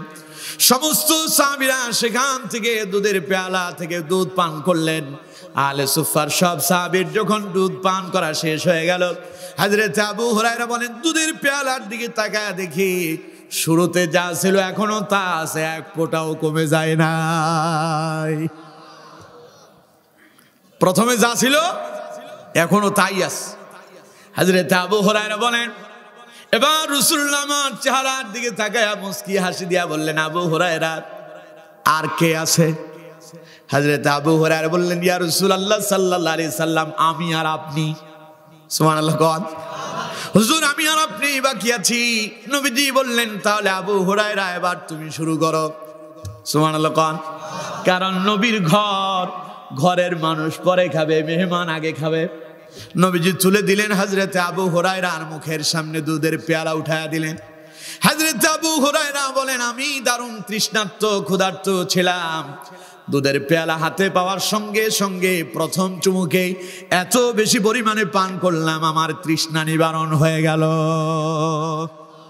দুধের পেয়ালা থেকে প্রথমবার পান করে যখন আমি দুধের পেয়ালাটা মুখ থেকে আলাদা করলাম, এবার নবীজি আমার দিকে তাকায়া মুস্কি হাসি দিয়া বললেন আবু হুরায়রা আবার খাও আবু হুরায়রা। হযরত আবু হুরায়রা বলেন আমি এরপরে আবার খেলাম। কয়বার হলো? হযরত আবু হুরায়রা বলেন দ্বিতীয়বার খাওয়ার পরে নবীজি আবার আমার দিকে তাকায়া মুস্কি হাসি দিয়া বললেন আবু হুরায়রা আবার খাও। হযরত আবু হুরায়রা বলেন এবার তৃতীয়বার আমি পান করলাম। তৃতীয়বার পান করার পরে নবীজি আবার আমার চেহারার দিকে তাকায়া মুস্কি হাসি দিয়া বললেন আবু হুরায়রা আবার। হযরত আবু হুরায়রা বলেন আমি তখন আল্লাহর নামে কসম করে বললাম ইয়া রাসূলুল্লাহ সাল্লাল্লাহু আলাইহি ওয়াসাল্লাম, ওই আল্লাহর নামে শপথ করে বলছি যিনি আপনাকে সত্য নবী করে প্রেরণ করেছেন, ওই আল্লাহর নামে শপথ করে বলছি হুজুর আমার পেটের ভেতরে আর এক ঢোক পান করতে পারবো বলে এমন জায়গা আর ফাঁকা নাই, আমার পুরো পেট পরিপূর্ণ হয়ে গেল। পড়েন সুবহানাল্লাহ। হযরত আবু হুরায়রা বলেন এবার নবীজি আমার হাত থেকে দুধের পেয়ালা নিলেন, বিসমিল্লাহ বলে রাসূলুল্লাহ পান করলেন। নবীজি পান করার পরে পড়ে নিলেন আলহামদুলিল্লাহি রাব্বিল আলামিন। কার প্রশংসা? সবাই বলেন কার প্রশংসা? আপনি যা পান যাই খান, যতটুকুনি আল্লাহ আপনাকে দিয়েছে ততটুকুনি প্রশংসা করতে হবে কার? আর যদি প্রশংসা যদি আল্লাহর করেন, রিজিক যিনি বাড়ায়া দিবেন তিনি কে? দুধ ছিল কয় বাটি? সবাই বলেন কয় বাটি? এতজন খাওয়ার পরে এখনো পরিপূর্ণ, তার মানে বরকত কে দিয়েছে? এজন্য আল্লাহ পাক বলছেন লা ইন শাকারতুম লা আযীদান্নাকুম ওয়া লা ইন কাফারতুম ইন্না আযাবি লাশাদীদ। আমার বান্দারে আমি তোমার যে নিয়ামত দান করেছি, যা দিয়েছি তাতেই তুমি কৃতজ্ঞতা প্রকাশ করো, প্রশংসা করো আমি আল্লাহ, তাহলে আমি আল্লাহ তোমার নিয়ামত আরো বাড়ায়া দেব। সুবহানাল্লাহ কোন। আর যদি অকৃতজ্ঞ হও, ওয়ালা ইন কাফারতুম, যদি অকৃতজ্ঞ হও নাফরমানি করো, আমার রিজিক পাওয়ার পরে যদি নাশুকরি করো, ইন্না আযাবি লাশাদীদ, জেনে রাখো আমার আযাব বড়ই কঠিন। সুতরাং যার যা আছে তাতে কি কথা কয় না, যার যতটুকুন আছে ততটুকুনে কি আলহামদুলিল্লাহ পড়তে হবে। পারবো তো ইনশাআল্লাহ? সবাই বলে না পারবো তো ইনশাআল্লাহ? এবার আপনাদেরকে প্রশ্ন করি, হযরত আবু হুরায়রার বাড়ি কয়টা ছিল? গাড়ি সম্পদ আছে? হযরত আবু হুরায়রা বলেন এমন এমন রাত আমার গিয়েছে, সারা রাত সারা দিন খাবার পাইনি, রাত্রিবেলা খাবার না পেয়ে পেটের ভেতরে পাথর বেঁধে নিয়েছে, পাথর বেঁধে উপুড় হয়ে জমিনে শুয়ে আছি। মাটির আর্দ্রতা আর পাথরের যখন তাপ, যখন ঠান্ডা উষ্ণতা যখন লাগতো পেটের সঙ্গে, তখন একটু খিদাটা নিবারণ হতো। এমন এমন অনেক সময় গিয়েছে সারা রাত খাবার পাইনি, সারা দিন খাবার পাইনি। তখন আমি রাসূলুল্লাহর হুজরার ওই রাস্তায় এবং মসজিদে নববীর রাস্তায় বসে থাকতাম। নবী কখন মসজিদে নববী থেকে ভোর রাতে নামাজের জন্য মসজিদের দিকে আসবেন, বিশ্বনবী যখন নামাজের জন্য মসজিদের দিকে রওনা হতেন, হযরত আবু হুরায়রা বলেন বিশ্বনবীর নুরানি চেহারা মোবারকের দিকে তাকালে আমি আবু হুরায়রার খিদা নিবারণ হয়ে যেত। আরো জোরে বলেন সুবহানাল্লাহ। তাইলে আবু হুরায়রার বাড়ি নাই, গাড়ি নাই, সম্পদ নাই, কিছু নাই, কিন্তু হযরত আবু হুরায়রার কাছে ছিল ঈমান। কি ছিল গন্ধ? আরো জোরে বলেন কি ছিল? ঈমান ছিল। এমন ঈমান ছিল যে ঈমানের কারণে আল্লাহ তাকে দুনিয়াও সফল বানালেন, পরকালেও সফলতা দান করেছেন। সুবহানাল্লাহ।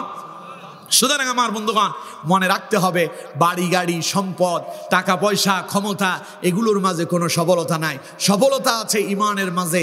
যার কাছে শক্তিশালী ঈমান আছে তিনি দুনিয়াতেও সফল, পরকালেও। সবাই বলে না দুনিয়াতেও সফল, পরকালেও। এখন আপনারা সফল হতে চান না বিফল হতে চান? সবাই বলেন সফল হতে চান না বিফল হতে চান? আচ্ছা সফল কারা কারা হতে চান দেখি দুই হাত তুলে আল্লাহরে দেখা। লিল্লাহি তাকবীর, নারে তাকবীর, নারে তাকবীর। হাত নামান, আল্লাহ আমাদের হাতগুলো কবুল করেন, পড়েন আমিন। এখন সফল মুমিন কারে কয় তা এবার আমাদেরকে জানতে হবে। আমরা মনে করি যে আমি তো কালেমা পারি লা ইলাহা ইল্লাল্লাহ মুহাম্মাদুর রাসূলুল্লাহ, এখন কয় নামাজ না পড়লে কি হয়েছে, আমার কি ঈমান কমে গেছে নাকি? এই জাতের লোক তো আপনাদের এই এলাকায় নাই, আছে? কয় নামাজ পড়ি নাই তাতে কি হয়েছে, আমার কি ঈমান কমে গেছে? ও রোজা রাখি না তাতে কি হয়েছে, আমার কি ঈমান কমে গেছে? ওনার বিশাল বড় ঈমান। অথচ রাসূলুল্লাহ বলেছেন যেই ব্যক্তি ইচ্ছাকৃত নামাজ ছেড়ে দেয় ও সঙ্গে সঙ্গে কাফের হয়ে যায়। হাদিসের কথা, আল্লাহ নবী বলছেন মান তারাকা সালাতান মুতাআম্মিদান ফাকাদ কাফার। রাসূলুল্লাহ বলেন কেউ যদি ইচ্ছাকৃত নামাজ ছেড়ে দেয় তার ভেতরে আর ঈমান থাকে না, সে কুফরিতে ঢুকে যায়। মিলায় দেখেন গোটা জীবনে ইচ্ছাকৃত কত নামাজ ছেড়েছেন তার কোনো হিসাবই নাই, ঠিক না? আবার কয় আমি নামাজ না পড়লে কি হয়েছে, আমার কি ঈমান কমে গেছে না? তোমার ঈমান থাকলেই তো বড় কমবে, ঈমান যে কবে গেছে তা তুমি জানোই না, ঠিক না? কথা কয় না, ঠিক না? এখন কি খালি ওই লোকের মতো নামাজ না পড়ে ঈমানদার হতে চান? কথা কয় না, না সফল ঈমানদার হতে চান? কথা কয় না, সফল ঈমানদার হতে চান? আওয়াজ দিয়ে বলতে হবে, সফল ঈমানদার হতে চান? তাহলে এখন সফল ঈমানদার কারা তাদের পরিচয় পরবর্তী আয়াত দয় আল্লাহ পাক তুলে ধরেছেন। সুবহানাল্লাহ কোন আমার বন্ধুগণ, আল্লাহ পাক বলছেন কদ আফলাহাল মুমিনুন, সফল মুমিন তারা। এবার আমরা বলি আল্লাহ তারা কারা? আল্লাহ পাক বলছেন আল্লাযীনা হুম ফি সালাতিহিম খাশিউন। আল্লাহ পাক বলছেন সফল মুমিন হলো তারা নামাজের মাঝে বিনয়ী যারা। নামাজ যারা বিনয়িতার সঙ্গে খুশু এবং খুজুর সঙ্গে যারা আদায় করে তারাই সফল। সুবহানাল্লাহ কইলেন না? সুবহানাল্লাহ কইবেন কোত্থেকে?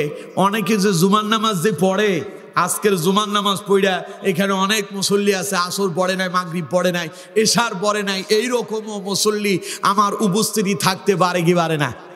কথা কয় না, পারে কি পারে না? তো উনি বলবে যে হুজুর আল্লাহ কয় আল্লাযীনা হুম ফি সালাতিহিম খাশিউন, সফল মুমিন তো সেই ব্যক্তি যে নামাজি বিনয়ী। আমি তো নামাজি পড়ি না, আবার আমি সফল হব কোত্থেকে? এই জন্য উনি সুবহানাল্লাহ কইতে চায় না।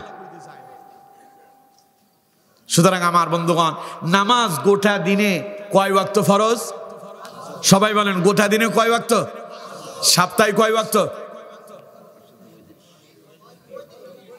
লাগছে নি এখন ভেজা? সপ্তাহে কয় ওয়াক্ত? 35 ওয়াক্ত। আমি আমার মসজিদে একদিন জুমার আলোচনা করতে গিয়ে জিজ্ঞাসা করলাম প্রতিদিন নামাজ কয় ওয়াক্ত? মুসল্লিরা কয় 5 ওয়াক্ত। বললাম যে জুমায় কয়, সারা সপ্তাহে কয় ওয়াক্ত? কয় 1 ওয়াক্ত। খালি জুমা, কারণ জুমা ছাড়া তো আর আসে না। আমার দেশে মসজিদগুলো জুমার দিনে একেবারে কানায় কানায় ভরে যায়, জায়গা নাই। নিচতলা পুড়েছে, দোতলা পুড়ছে, 3 তলা 4 তলা, পুরো প্রত্যেক তলায় তলায় মুসল্লি। কিন্তু ওই 4 তলা 5 তলা মসজিদ প্রতিদিন ফজরে দেখা যায় ইমাম আর মুয়াজ্জিন ছাড়া কেউ নাই। আছে না নাই? কথা কয় না, আছে না নাই?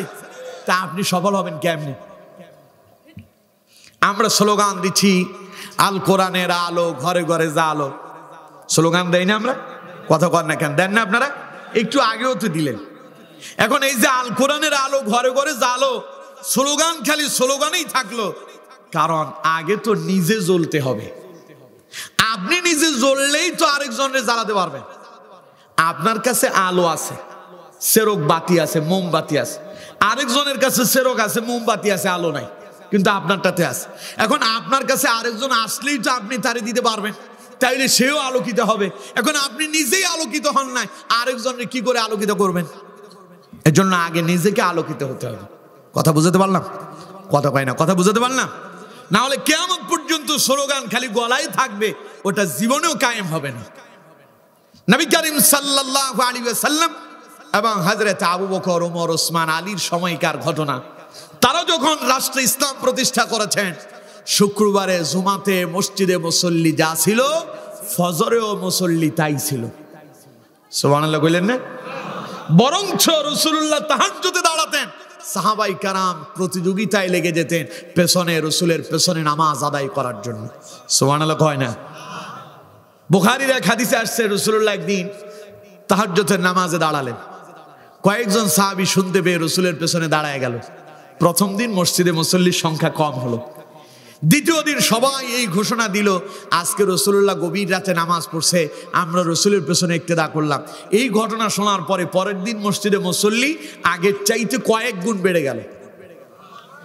এই ঘোষণা পরের দিন যারা অংশগ্রহণ করলো দ্বিতীয় দিন, তারা এবার সকালবেলা সবার কাছে বলতে লাগলো, গত রাতে নবীজি নামাজ আদায় করলেন, আমরা রাসূলুল্লাহর সঙ্গে নামাজ আদায় করেছি। পরের রাতে মসজিদে মুসল্লি এসেছে, গোটা মসজিদ পরিপূর্ণ হয়ে বাইরে পর্যন্ত ফিল আপ হয়ে গেল। বিশ্বনবী তখন আর ঘর থেকে হুজরা থেকে বের হন নাই, নবীজি হুজরাতেই নামাজ আদায় করলেন। বেরিয়ে এসে ফজরের নামাজ পড়ালেন। নামাজ পড়ায়া বিশ্বনবী বললেন, তোমরা আসছো, আমি খুশি হয়েছি। তোমরা জানো, আজও যদি আমি তোমাদের এখানে এসে ইমামতি করতাম, আজ তৃতীয় দিন ইমামতি করলে তাহাজ্জুদের নামাজ পড়াটা ওয়াজিব হয়ে যেত, এটা তোমাদের জন্য কষ্ট হতো, এই জন্য আমি রাসূল আজ তৃতীয় দিন আসি নাই। সুবহানাল্লাহ বললেন না? সাহাবাই কারাম রাসূলের পেছনে নামাজ পড়ার জন্য পাগল। ওরা গভীর রাতে চলে আসে নামাজ পড়ার জন্য। আর আমরা ফজর তো পরের কথা, না জোহরে আছে না আসরে আছে, না মাগরিবে আছে না ইশায় আছে, ফজর তো হবে পরের কথা।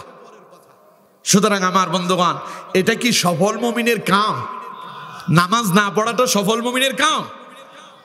সফল মুমিন হতে হলে খালি নামাজ পড়লেই হবে না, নামাজের ভেতরে আবার দুই জাতের মুসল্লি আছে। এক জাতের মুসল্লি নামাজ পড়ে খুশু এবং খুজুর সঙ্গে, বিনয়ের সঙ্গে। আরেক জাতের নামাজ পড়ে মানুষ দেখানোর জন্য।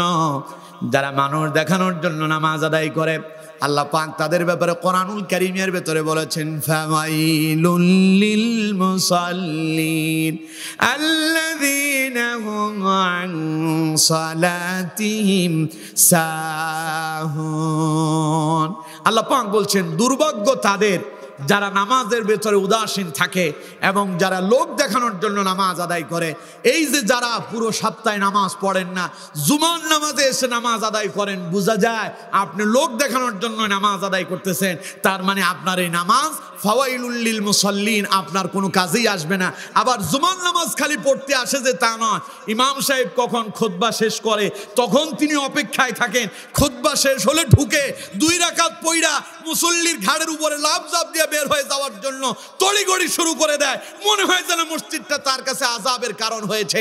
আল্লাহ পাক বলেন, ওরাই হতভাগা মুসল্লি। কথা আমার না আল্লাহর? কথা কয় না? কথা আমার না আল্লাহর? আল্লাহ পাক বলছেন, ফাওয়াইলুল লিল মুসাল্লিন, যারা নামাজের ব্যাপার উদাসীন তাদের জন্য দুর্ভাগ্য। আল্লাযীনা হুম আন সালাতিহিম সাহুন, দুর্ভাগ্য ওই সমস্ত মুসল্লিদের যারা মানুষকে দেখানোর জন্য নামাজ আদায় করে। এবার সফলকামী মুসল্লি কারা? যারা নামাজে দাঁড়িয়ে যায়। আল্লাযীনা হুম ফি সালাতিহিম খাশিউন, নামাজে যখন দাঁড়িয়ে যায় তারা খুশু এবং খুজুর সঙ্গে নামাজ আদায় করে। অর্থাৎ তাদের অন্তর নামাজের সঙ্গে লেগে যায়, দেহ মন সব আল্লাহর জন্য কোরবান হয়ে যায়। নামাজে দাঁড়ালে বিনয়ের সঙ্গে নামাজ আদায় করে, ঠিক কিনা? এই জাতেরও কিছু মুসল্লি আছে না নাই? আরো জোরে বলেন, আছে না নাই? ওদের কেরাত হয় লম্বা, সেজদা হয় লম্বা, রুকু হয় লম্বা। আজকে এক জায়গায় জুমার নামাজ পড়লাম, রুকুতে গেলাম সুবহানা রাব্বিয়াল আযীম, আমি ইমামের সাথে 3 বার পড়তে পারি নাই। সেজদায় গেলাম সুবহানা রাব্বিয়াল আলা 3 বার পড়তে পারি নাই। আমার খুব আফসোস লাগলো। উনি মসজিদের খতিব, ওনার পেছনে মুসল্লিরা নামাজ আদায় করতেছে। আমি চিন্তা করলাম, খতিবের যদি এই অবস্থা হয়, না জানি মুসল্লিদের কি অবস্থা। আছে না এরকম? বিভিন্ন মসজিদে আবার ইমাম সাহেব যদি একটু লম্বা কেরাত পড়ে, রুকু এবং সেজদা যদি লম্বা হয়, পেছন থেকে আবার মিস কল আসে না? হ্যাঁ, মিস কলটা কি? মানে ইমাম সাহেব এত লম্বা কেরাত পড়ার কি দরকার? আর পারি না, এত বড় রুকু আর সেজদা করার কি দরকার? আমরা রুকুতে গিয়া 20 বার 25 বার সুবহান রাব্বিয়াল আযীম পড়ছি, সেজদায় গিয়ে আমাদের 50 বার সুবহান রাব্বিয়াল আলা হয়ে যায়। আপনি মাথা উঠান নাই, কারণ কি? আজকে আপনাদের এখানকার কিছু ছেলেবেলেরা ওরা আপনাদেরকে নামাজ কেমনে পড়তে হয়, নামাজের মাসআলা আপনাদেরকে শিখালো। যারা উপস্থিত তখন ছিলেন তারা দেখেছেন, ছোট্ট বাচ্চারা ওরা যখন সুবহানা রাব্বিয়াল আযীম এবং সুবহানা রাব্বিয়াল আ'লা পড়েছে, আপনার সঙ্গে মিলা দেখেন তো, আপনি যেইভাবে পড়েন তাদের সাথে আপনার সাথে মিলে? আপনি পড়তেছেন সুবহানা রাব্বিয়াল আযীম, সুবহানা রাব্বিয়াল আযীম, সুবহানা রাব্বিয়াল আ'লা, সুবহানা রাব্বিয়াল আ'লা, আর ও পড়ছে সুবহানা রাব্বিয়াল আযীম, সুবহানা রাব্বিয়াল আ'লা।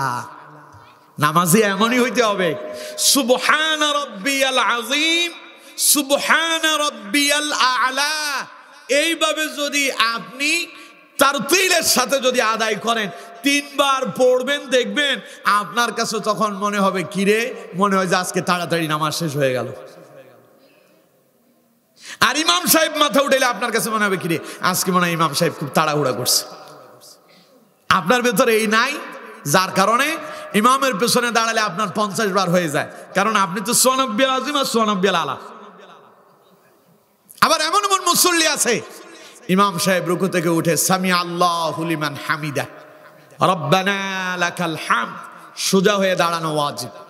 বলছিল না ওরা 2 রাকাত নামাজে 60টি মাসালা, রুকুর কথা বলছে, রুকু থেকে সোজা হয়ে দাঁড়ানো কি কথা কয় না, রুকু হতে সোজা হয়ে দাঁড়ানো কি ওয়াজিব। এখন আমাদের অনেক মুসল্লি আছে সামি আল্লাহু লিমান হামদ, আল্লাহু আকবার, সোজাই হয় নাই, আছে না নাই? নামাজ হবে? নামাজ হবে? আহারে মুসল্লিদের এখন করুণ অবস্থা, নামাজের কঠিন অবস্থা। একদিন আমি আমার বাজারের কেন্দ্রীয় মসজিদে, আমার দাগনভূঞাতে কেন্দ্রীয় মসজিদে আমি মাগরিবের নামাজ পড়ার জন্য দাঁড়ালাম। আমার ডান পাশে একজন মুসল্লি দাঁড়ালেন। তো সেখানকার ইমাম সাহেবের নামাজের তারতিলটা আমার পছন্দ হয়। তিনি রুকু থেকে উঠে যখন সোজা হলেন, তিনি পড়লেন সামি আল্লাহু লিমান হামিদা, আমি তার পেছনে পড়লাম রব্বানা লাকাল হামদ হামদান কাসীরান তাইয়িবান মুবারাকান ফি। পুরো দোয়াটা পড়ার আমি সময় পেলাম, পড়লেন আলহামদুলিল্লাহ। এখন তার মানে এই আমলটা তাইলে ইমাম সাহেবও করতেছে। আমার সাথে যে মুসল্লি দাঁড়ালো উনি করলেন কি, ইমাম সাহেব যখন বলছে সামি আল্লাহু লিমান হামিদা, উনি এখান থেকে আবার তাড়াতাড়ি সিজদায় যাওয়ার জন্য মাঝখানে যায় হ্যাং হয়ে গেছে। হ্যাং বুঝেন তো?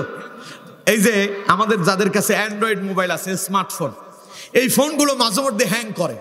হ্যাং করলে এটাতে আপনি যে সফটওয়্যারে আছেন না বের হতে পারবেন না সামনে যেতে পারবেন, যাওয়ারও সুযোগ নাই, বের হওয়ারও সুযোগ নাই, মাঝখানে এটা আটকা পড়ে, এটারে কয় হ্যাং। এখন আমার ডান পাশে যে মুসল্লি, উনি রুকু থেকে সিজদায় যাওয়ার জন্য তিনি তৈরি হয়ে মাঝখানে গিয়ে হ্যাং হয়ে গেলেন, কারণ ইমাম সাহেব তো পড়তেছে রব্বানা লাকাল হামদ হামদান কাসীরান তাইয়িবান মুবারাকান ফি। এখন উনি মাঝখানে গিয়ে চিন্তা করতেছে না উঠে দাঁড়াবো না আবার সিজদায় যাব। এই চিন্তা করতে করতে মোটামুটি সেখানে কিছু সময় গেল। নামাজ শেষ হলো, সালাম ফেরানোর পরে আমি ওনার চেহারার দিকে তাকালাম, তিনি আমার চেহারার দিকে তাকায় কয় আমি বুঝতে পারি নাই। অথচ ইমামের আগে কেউ যদি রুকু এবং সিজদায় যায় নামাজ বাতিল, নামাজ কি? এখন আপনি বলবেন যে হুজুর এটা তো আমরা অহরহ করতেছি, তাহলে আপনি ফাওয়াইলুল লিল মুসাল্লিন, নামাজে উদাসীন, নামাজে কি আপনি দুর্ভাগ্য, হতভাগা নামাজি, নামাজ পড়লেন তা আপনার কোনো কাজেই এলো না। আমার বন্ধুগণ, সফলতাকামী মুমিন যারা নামাজে যখন দাঁড়িয়ে যায় বিনয়ের সঙ্গে নামাজ আদায় করে। আমার নবী যখন তাহাজ্জুদের নামাজ আদায় করতেন, এত দীর্ঘ লম্বা কেরাত তিনি পড়তেন, নবীজির পা মোবারক ফুলে যেত। মা আয়েশা বলছেন রাসূলুল্লাহ যখন রুকুতে যেতেন এত দীর্ঘ লম্বা রুকু দিতেন, আমি মনে করতাম মনে হয় আজ রাত রাসূলুল্লাহ রুকুতে অতিবাহিত করবেন।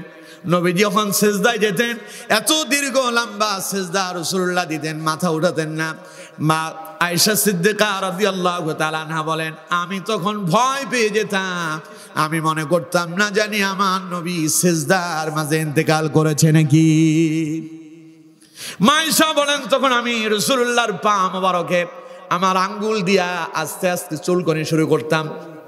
রাসূলুল্লাহ যখন পায়ের তালুটা আঙ্গুলগুলো নাড়াচাড়া করতেন তখন আমি প্রাণ ফিরে পেতাম, আমি বুঝতেই পারতাম আমার নবী মরে নাই, আমার নবী এখনো জীবিত আছেন। পড়েন সুবহানাল্লাহ। অথচ আমরা সেই নবীর উম্মত, নামাজ কত তাড়াতাড়ি শেষ করব। জুমার নামাজে তো এমনি তো নামাজ পড়েই না, 2 রাকাত পড়ে দৌড় দেওয়ার জন্য তৈরি থাকে। কথা কয় না, ঠিক কিনা? এখন কি ওই জাতের মুসল্লি হবেন? না বিনয়ের সঙ্গে নামাজ পড়বেন? বিনয়ের সঙ্গে নামাজ পড়তে পারবেন? নামাজ জীবনে পড়বেন না কারা কারা হাত তোলেন? নামাজ পড়বেন না কারা কারা? না না, হোশ ঠিক আছে। বহুবার চেষ্টা করে দেখলাম না, হাত উঠাইতে পারলাম না এই লোকগুলোর। তার মানে বোঝা যায় আলহামদুলিল্লাহ হোশ ঠিক আছে। তাহলে নামাজে কি হতে হবে?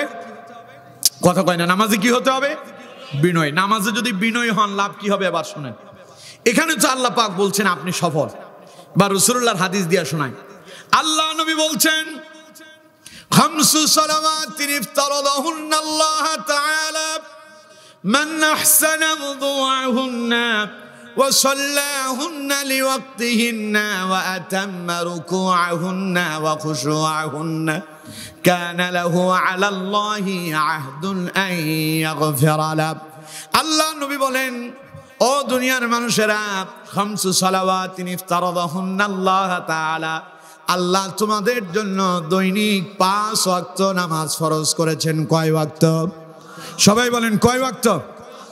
মান আহসানা wudu'ahunna, যে ব্যক্তি নামাজের জন্য উত্তম রূপে ওযু করে নিল, ওয়া সাল্লাহুন্না লিওয়াক্তিহিন্না, সময় মতো নামাজ আদায় করল, ওয়া আতাম্মা রুকু'ahunna ওয়া খুশু'ahunna, বিনয়ের সঙ্গে রুকু এবং সিজদা অর্থাৎ বিনয়ের সঙ্গে নামাজ আদায় করল, কানা লাহু আলাল্লাহি আহদুন আন ইয়াগফিরা লাহ, আল্লাহ তার ব্যাপারে ওয়াদা করেছেন আল্লাহ রাব্বুল আলামিন তারে ক্ষমা করে দেবেন। সুবহানাল্লাহ। আরো জোরে কোন, আরো জোরে কোন সুবহানাল্লাহ। এখন বলেন গুনাহ করেন না এরকম এখানে কারা কারা আছেন? দেখি হাত তুলেন। গুনাহ করেন নাই জীবনে? গুনাহ করছেন সবাই? এখন গুনাহ থেকে যদি পরিত্রাণ পেতে চান, বিনয়ের সঙ্গে নামাজে লেগে যান, বিনয়ের সঙ্গে নামাজ আদায় করবেন। সফল তো হবেনি। আল্লাহ কয় আমি বিনয়ের সঙ্গে নামাজ পড়ে যারা, তাদের গুনাহ মাফ করে দেব, এটা আমি আল্লাহ ওয়াদা করেছি। সুবহানাল্লাহ কোন। সুতরাং আল্লাহর ওয়াদা সত্য না মিথ্যা? আল্লাহ বলছেন ওয়ামান আসদাকু মিনাল্লাহি কিলা, আল্লাহর চাইতে অধিক সত্যবাদী আর কি আছে? ওয়ামান আসদাকু মিনাল্লাহি হাদিসা, কথার দিক দিয়ে আল্লাহর চাইতে সত্যবাদী আর কেউ আছে কি? সুতরাং আল্লাহ ওয়াদা করছেন আপনি যদি বিনয়ের সঙ্গে নামাজ পড়েন আল্লাহ আপনারে মাফ করে দিবেন। সুবহানাল্লাহ কোন। তাহলে বিনয়ের সঙ্গে নামাজ পড়বো তো? রুকু সিজদায় তাড়াহুড়ো করবো না, পারবো তো? কেরাতগুলো সঠিকভাবে আদায় করবো। আল্লাহ আমাদেরকে তৌফিক দেন, পড়েন আমিন। তাহলে আমরা সফলতাকামী মুমিনের একটা গুণ শুনলাম, আর দীর্ঘায়িত করব না, এবার খালি অনুবাদ করব, এরপরে শেষ করে দোয়া মুনাজাতের দিকে যাব ইনশাআল্লাহ। 2 নাম্বার সফল মুমিনের 2 নাম্বার কোয়ালিটি আল্লাহ পাক বলছেন ওয়াল্লাযীনা হুম আনিল লাগবি মুরিদুন। সফলতাকামী মুমিন তো তারা নামাজে বিনয়ী যারা, সমাজেও বিনয়ী হয় তারা। সমাজ বুঝেন তো? তারা যখন চলাফেরা করে আল্লাহ পাক বলছেন ওয়াল্লাযীনা হুম আনিল লাগবি মুরিদুন, ওরা অনার্থক কথা বলে না, পয়সা কথা বলে না, মন্দ কথা বলে না, খামোখা কথা বলে না। আমাদের দেশে ফায়সা কথা মন্দ কথা আছে না নাই? ফায়সা কথা আর মন্দ কথা কোথায় হয়? সাইড দোকানে। কোন জায়গায়? আপনাদের এলাকায় হয়? হয়। কার বাড়িতে কি হলো, কার বড় কি হয়েছে, গোটা রাতের সকল আপডেট নিউজ শোনা যাবে সাইড দোকানে গেলে। কিছু লোক থাকেই সাইড দোকানে বসে, সবাই চা খেয়ে চলে যায়, কাজে লেগে যায়, ও সাইড দোকান খোলার পরে ঢুকে, বন্ধ হলে বাড়িতে যায়। এরকমও কিছু আছে না নাই? দুনিয়ার যত মন্দ কথা আছে, ফায়সা কথা আছে, সাইড দোকানে বসে বসে বলে। আমার নবী, আল্লাহর নবী, বিশ্ব নবী মুহাম্মদ সাল্লাল্লাহু আলাইহি ওয়াসাল্লাম, তিনি জীবনে কোনোদিন মন্দ কথা বলেন নাই, ফায়সা কথায় যান নাই। আর আল্লাহ পাক বলছেন সফল মুমিন যারা, তারাও মন্দ কথায় বসে না, মন্দ আসরে যায় না, ওরা অনর্থক ফায়সা মন্দ কথা বলে না। আপনি দেখবেন সত্যিকারের মুমিন যারা, সফল মুমিন যারা, ওরা চায়ের দোকানে যায় প্রয়োজনে, একটু চা খেয়ে আবার সেখান থেকে ফেরত আসে। এরকম আছে না নাই? আরো জোরে বলেন আছে না নাই? আজকে আমি যখন আপনাদের এখানে আসছিলাম, প্রোগ্রামে আসার সময় আমি, এটা কি যেন ওয়াবদাতে আমি চা খাওয়ার জন্য চেয়েছিলাম। আমার ড্রাইভারকে বললাম যে গাড়িটা ব্রেক করেন, একটু চা খেয়ে নিই। বিশ্বাস করেন যতগুলো চায়ের দোকানে গেছি আমার ওইখানে বসার পরিবেশই মনে হয় যে নাই। শেষে আমি তারে বললাম যে খাবার জন্য কিছু নিয়ে নেন, ওইটা আমরা গাড়িতে বসে খেয়ে নিব। এখন আমাদের চায়ের দোকানগুলো গল্প গুজবের আসর হয়, ঠিক কিনা? মন্দ কথার আসর বসে চায়ের দোকানে। সুতরাং এই জন্য রাসূলুল্লাহ বলেছেন হাব্বুল বিলাদি ইলাল্লাহি মাসাজিদুহা ওয়া আবগাদুল বিলাদি ইলাল্লাহি আসওয়াকুহা। আল্লাহর কাছে সবচাইতে পছন্দনীয় জায়গা হলো মসজিদ, আর সবচাইতে খারাপ জায়গা হলো বাজার। বাজারে যাবেন, কাজ সেরে চলে আসবেন, আর বেশি সময় মসজিদে লাগাবেন। কিন্তু আজকে আমরা মসজিদে নাই, বাজার ঘাটে না গেলে সারা দিনের মনে হয় কোনো কাজই আর হলো না, ঠিক কিনা? বিনা প্রয়োজনে বাজারে যেতে হবে, এই জাতের কিছু মানুষ আছে না নাই? আরো জোরে বলতে হবে, আছে না নাই? সুতরাং আমার বন্ধুগণ, এটা সফল মুমিনের কাম না। ওয়াল্লাযীনা হুম আনিল লাগযি মুরিদুন, আল্লাহ পাক বলছেন সফল মুমিনেরা অনার্থক ফাহিশা মন্দ কথা বলে না। এবার আমি আপনাদেরকে প্রশ্ন করি, আমরা অনার্থক ফাহিশা মন্দ কথা বলবো? অপ্রয়োজনীয় কথা বলবো? যদি সফল হতে চান, অপ্রয়োজনীয় মন্দ কথা, অপ্রাসঙ্গিক কথা ছেড়ে দিতে হবে। আল্লাহ আমাদেরকে তৌফিক দান করেন, পড়েন আমিন। আরো জোরে পড়েন আমিন। গেল কয়টা? দুইটা। 3 নাম্বার শুনেন, আল্লাহ রাব্বুল আলামিন বলছেন ওয়াল্লাযীনা হুম লিয-যাকাতি ফাঈলুন। সফল মুমিনদের 3 নাম্বার কোয়ালিটি হলো, তাদের কাছে যদি সম্পদ থাকে, হিসাব করে প্রতি বছরে শতকরা 2.5 টাকা, শতকরা 2.5%, 100 টাকা 2.5 টাকা করে হিসাব করে করে তারা যাকাত আদায় করে দেয়। কথা কার? কথা কার? এটা সফল মুমিনরা করে। আর যারা সফল মুমিন না, তারা যাকাতের পয়সা দেওয়ার জন্য ওরা ওই যে শাড়ি কাপড় লুঙ্গি নিয়ে আসে, হিসাব করে যাকাত দেয় না, মানুষকে দেখায়, লোকজন তারে দানবীর বলবে। এই জাতেরও কিছু যাকাত আদায়কারী লোক আমাদের দেশে আছে না নাই? আরো জোরে বলতে হবে, আছে না নাই? এটা সফল মুমিনের কাম না। সফল মুমিন হিসাব করে করে যাকাত দেবে। এই গেল কয়টা? 3টা। 4 নাম্বার শুনেন, আল্লাহ রাব্বুল আলামিন বলছেন ওয়াল্লাযীনা হুম লিফুরুজিহিম হাফিযুন। সফল মুমিনদের 4 নাম্বার গুণ হলো, সফল মুমিনেরা তারা তাদের লজ্জাস্থানের হেফাজত করে। তার মানে সফল মুমিনেরা জেনাতে যায় না, ব্যভিচারে যায় না, ওরা পরকীয়াতে লিপ্ত হয় না, ওরা প্রেম প্রীতি ভালোবাসা, অবৈধ প্রেম প্রীতি ভালোবাসায় লিপ্ত হয় না। এখন আমার দেশে অবৈধ প্রেম প্রীতি ভালোবাসা আছে না নাই? আরো জোরে বলেন, আছে না নাই? এটা মুমিনের কাম না, এটা মুমিনের ধর্ম নয়, এটা মুমিনের কর্ম নয়। মুমিন যখন রাস্তায় চলবে, তার চক্ষু অবনত থাকবে, নিচের দিকে তাকায়া থাকবে, পরনারীর দিকে তার দৃষ্টি যাবে না। আল্লাহ পাক বলছেন কুল্লিল মুমিনিনা ইয়াগুদ্দু মিন আবসারিহিম ওয়া ইয়াহফাযু ফুরুজাহুম। হে নবী, আপনি মুমিন পুরুষদেরকে বলেন তারা যেন তাদের দৃষ্টিকে অবনত করে এবং লজ্জাস্থানের হেফাজত করে। কে বলেছেন? আরো জোরে বলতে হবে, কে বলেছেন?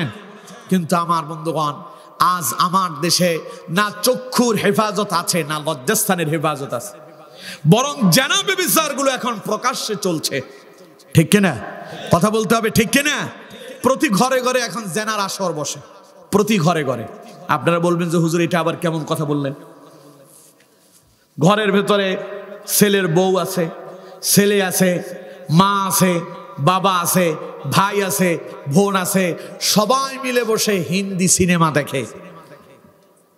হিন্দি সিনেমার কথা বাদ দেন, এখন বাংলাদেশের যে সিনেমা হয় ওইটাও এমন করুণ পরিণতি হয়েছে। আগে নাকি সামাজিক নাটক ছিল, এখন ওইটাও নাকি উঠে গেছে, ঠিক কিনা? কথা কয় না, ঠিক কিনা? এখন বাপ, মেয়ে, ছেলে, শ্বশুর, শাশুড়ি, পুত্রবধূ সবাই মিলে বসে এই সিনেমাগুলো দেখতেছে একসাথে। অর্ধনগ্ন একটা মেয়ে সেখানে এসে গান করতেছে, নায়িকা আসলো, পরনে ঠিক মতো কাপড় চোপড়ই নাই, এমন কিছু অঙ্গভঙ্গি করলো যেগুলো বসে মা বাবা সহ ছেলের পুত্রবধূ, ছেলেও আছে, এরপরে মেয়েও আছে, সবাই মিলে দেখলো, জেনার আসর বসালো। কারণ রাসূলুল্লাহ বলছেন জেনাল আইনিন নাজর, চোখ দিয়ে যা দেখা হয় তাও একটা জেনা। এখন এই জেনাগুলো ঘরে ঘরে আছে না নাই? আরো জোরে বলতে হবে, আছে না নাই? যেই ঘরে ঘরে জেনা ঢুকছে, ওই ঘর আর ঘর আছে? ওটা জাহান্নামে পরিণত হয়েছে। সুতরাং আমার বন্ধুগণ, আল্লাহ পাক বলছেন এগুলো মুমিনের স্বভাব নয়। ওয়াল্লাযীনা হুম লিফুরুজিহিম হাফিযুন, মুমিন তার লজ্জাস্থানের হেফাজত করবে। সুতরাং আমরা আমাদের লজ্জাস্থানের হেফাজত করতে পারবো তো ইনশাআল্লাহ? আমার মায়েদেরকে বলবো, মায়েরা তো আমার কথা শুনতেছে নাকি? পর্দার আড়ালে মায়েরা আমাকে প্রজেক্টরের মাধ্যমেই দেখছেন। মায়েদেরকে বলছে, আমার মায়েরা, স্বামী আপনার প্রবাসে থাকে, আপনাদের এলাকার ছেলেরা প্রবাসে থাকে না, বউ বাড়িতে রেখে গেল, স্বামী আপনার প্রবাসে থাকে। আপনার স্বামী যে প্রবাস গেল, কেন গেল? আপনার ভালোবাসা বিসর্জন দিল, সন্তানের ভালোবাসা বিসর্জন দিল, মা বাবার ভালোবাসা বিসর্জন দিয়া, বন্ধু বান্ধব আপনজনের ভালোবাসা বিসর্জন দিল। কত মানুষ সেই প্রবাসে থাকাকালীন মরে গেল, আসতে পারে নাই, ছুটি পায় নাই। এই যে তার ত্যাগ, কেন? তুমি স্ত্রীর মুখে একটু হাসি ফোটানোর জন্য, ঠিক কিনা? পরিবারের মুখে হাসি ফোটানোর জন্য দিনের পর দিন, রাতের পর রাত, মাসের পর মাস, বছরের পর বছর স্বামী তোমার প্রবাসে থাকে। তোমার স্বামী তোমার স্বামী আমানত ঘরের ভেতরে রেখে গেল, তুমি তোমার স্বামীর এই আমানতের খেয়ানত করতেছো। স্বামী তোমার প্রবাস থেকে টাকা পয়সা পাঠায়, ওই টাকা দিয়া তুমি পর পুরুষের সঙ্গে পরকিয়া করে বেড়াও, তুমি জিনা ব্যভিচার করছো। তুমি আল্লাহর দরবারে দায়ুস হিসেবে আল্লাহর কাছে কিয়ামতের ময়দানে উত্থিত হবে। সুতরাং মা আমার, সাবধান হও, স্বামীর সম্মান ইজ্জত রক্ষা করো, স্বামীর আমানতের সংরক্ষণ করো। তা যদি করতে পারো, কিয়ামতের দিন আল্লাহ তোমার জন্য জান্নাতের 8টি দরজা খুলে দেবেন। সুবহানাল্লাহ কোন? মায়েরা 4টা আমল মায়েদেরকে শিখায় দেয়। আল্লাহ নবী বলছেন, আল মারআতু ইযা সাল্লাত খামসাহা وصامت شهرها وأحصنت فرجها وأطاعت بعلها فلتدخل من أي أبواب الجنة شاءت। পড়েন আল্লাহু আকবার। নবীজি বলছেন, আল মারআতু ইযা সাল্লাত খামসাহা, যেই নারী দৈনিক 5 ওয়াক্ত নামাজ সঠিকভাবে আদায় করবে, ওয়া আহসানাত ফারজাহা, যেই নারী পর্দায় থেকে জীবন যাপন করতে পারবে, ওয়া আতাআত বালাহা, স্বামীর আনুগত্য করতে পারবে, ওয়া আতাআত আল মারআতু ইযা সাল্লাত খামসাহা ওয়া সামাত শাহরা, যেই নারী মাহে রমাদানের রোজাগুলো সঠিকভাবে আদায় করতে পারবে, ওয়া আহসানাত ফারজাহা, যেই নারী পর্দায় থেকে জীবন যাপন করবে, ওয়া তাআত বালাহা, স্বামীর আনুগত্য করবে, 4টা কাজ যেই নারী করতে পারবে, ফালতাদখুল মিন আইয়ি আবওয়াবিল জান্নাতি শাআত। কিয়ামতের দিন আল্লাহ পাক ওই নারীর জন্য জান্নাতের 8টি দরজা খুলে দিবেন। যেই দরজা দিয়ে মনে চায় ওই দরজা দিয়ে তিনি জান্নাতে প্রবেশ করতে পারবেন। কাজ কয়টা? 4টা। আমার মায়েরা খুব মনোযোগ দিয়ে শোনেন। 1 নাম্বার 5 ওয়াক্ত নামাজ আদায় করতে হবে, 2 নাম্বার রমাদানের রোজা পালন করতে হবে, 3 নাম্বার লজ্জাস্থানের হেফাজত অর্থাৎ পর্দায় থেকে জীবন যাপন করতে হবে, আর 5 নাম্বার স্বামীর আনুগত্য করতে হবে। এই 4টা কাজ যদি করেন, ফালতাদখুল মিন আইয়ি আবওয়াবিল জান্নাতি শাআত, আল্লাহ আপনার জন্য জান্নাতের 8টি দরজা খুলে দেবেন। সুতরাং স্বামী আপনার কষ্ট করে প্রবাসে থাকে, স্বামীর এই রেখে যাওয়া ইজ্জত আব্রু আপনার, এটা আমানত, খবরদার আপনি এই আমানতের খেয়ানত করবেন না। পরপুরুষের সঙ্গে অবৈধ মেলামেশা করতে যাবেন না, পরকীয়াতে লিপ্ত হবেন না, প্রেম ভালোবাসা নিবেদন করতে যাবেন না। প্রেম ভালোবাসা স্বামী আর স্ত্রীর ভেতরে সীমাবদ্ধ থাকবে। আমার কথা ঠিক আছে? আর পুরুষদেরকে বলছি, আপনারাও মাঝে মধ্যে অফিস আদালতে থাকেন, রাস্তাঘাটে থাকেন, স্ত্রীকে বাড়িতে রেখে আপনি আপনার স্ত্রীর আমানত, খবরদার রাস্তাঘাটে এসে পরনারীর সঙ্গে প্রেম ভালোবাসা নিবেদন করতে যাবেন না, বাড়ির ঘরের ভেতরে ভাবির সঙ্গে প্রেম ভালোবাসা নিবেদন করতে যাবেন না, প্রতিবেশী কোনো মেয়ের সঙ্গে প্রেম ভালোবাসা নিবেদন করতে যাবেন না, কারণ আপনি আপনার স্ত্রীর আমানত। কথা বুঝতে পেরেছেন?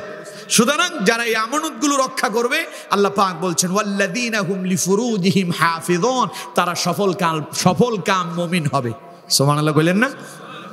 আল্লাহ পাক বলছেন, ওয়াল্লাযীনা হুম লিফুরুজিহিম হাফিযুন, সফলতাকামী মুমিনেরা তারা তাদের লজ্জাস্থান হেফাজত করে। কয়টা গেল? 1 2 3 4 চারটা গেল। এবার আসেন 5 নাম্বার এবং 6 নাম্বার একসাথে। আল্লাহ রাব্বুল আলামিন বলছেন ওয়াল্লাযীনা হুম লিআমানাতিহিম ওয়া আহদিহিম রাউন। আল্লাহ পাক বলছেন সফল মুমিনের 5 নাম্বার কোয়ালিটি হলো সে আমানতের সংরক্ষণ করে, আর 6 নাম্বার হলো ওয়া আহদিহিম রাউন, সে যা ওয়াদা করে তা পরিপূর্ণ করে। সুবহানাল্লাহ কইলেন না? আমানত, বিশেষ করে আল্লাহ আমাদের কাছে কোরআন আমানত দিয়েছেন। এই কোরআনকে আল্লাহ আমানত রেখেছেন আমাদের কাছে, যাতে করে এই কোরআন আমরা সঠিকভাবে কোরআন মেনে জীবন যাপন করি। আল্লাহ এটা চান, ঠিক কিনা? কিন্তু আমরা কি কোরআন দিয়ে জীবন চালাই? কথা কয় না, জীবন চালাই? আল্লাহ বলছে না, এটা মুমিনের কাম না। আল্লাহ পাক বলছেন ইন্না আরাদনাল আমানাতা আলাস সামাওয়াতি ওয়াল আরদি ওয়াল জিবাল فأبين أن يحملنها وأشفقن منها وحملها الإنسان। পড়েন আল্লাহু আকবার। আল্লাহ পাক বলছেন ইন্না আরাদনাল আমানাতা আলাস সামাওয়াতি ওয়াল আরদি ওয়াল জিবাল, আমি কোরআনকে আমানত রাখতে চেয়েছিলাম আসমানে।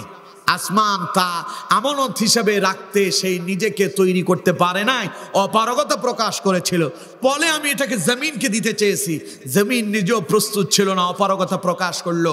আল্লাহ পাক বলেন ওয়াল জিবাল, তখন আমি এটা পাহাড়কে দিতে চেয়েছি, পাহাড়ও এটা নিতে রাজি হলো না, কারণ সে প্রস্তুত ছিল না। আল্লাহ পাক বলেন অতঃপর আমি এ কোরআন মানব জাতিকে দিলাম, তারা এ কোরআনকে নিজের কাঁধে তুলে নিল। তাইলে কন্ত এ কোরআন আমানত হিসাবে আল্লাহর কাছ থেকে আমরা নিজেরাই চেয়ে নিয়েছি, ঠিক কিনা? কথা কয় না, ঠিক কিনা? আল্লাহ পাক বলছেন এখন মুমিনের কাজ আমানতের সংরক্ষণ করা। তার মানে আল্লাহর কোরআন দিয়ে জীবন যাপন করতে হবে। কথা কয় না? কোরআন দিয়ে খালি মসজিদ চলবে, কোরআন দিয়ে সমাজ চলবে না। কথা কয় না, চলবে না? মসজিদে কোরআন চলে কি চলে না? কথা কয় না, চলে কি চলে না?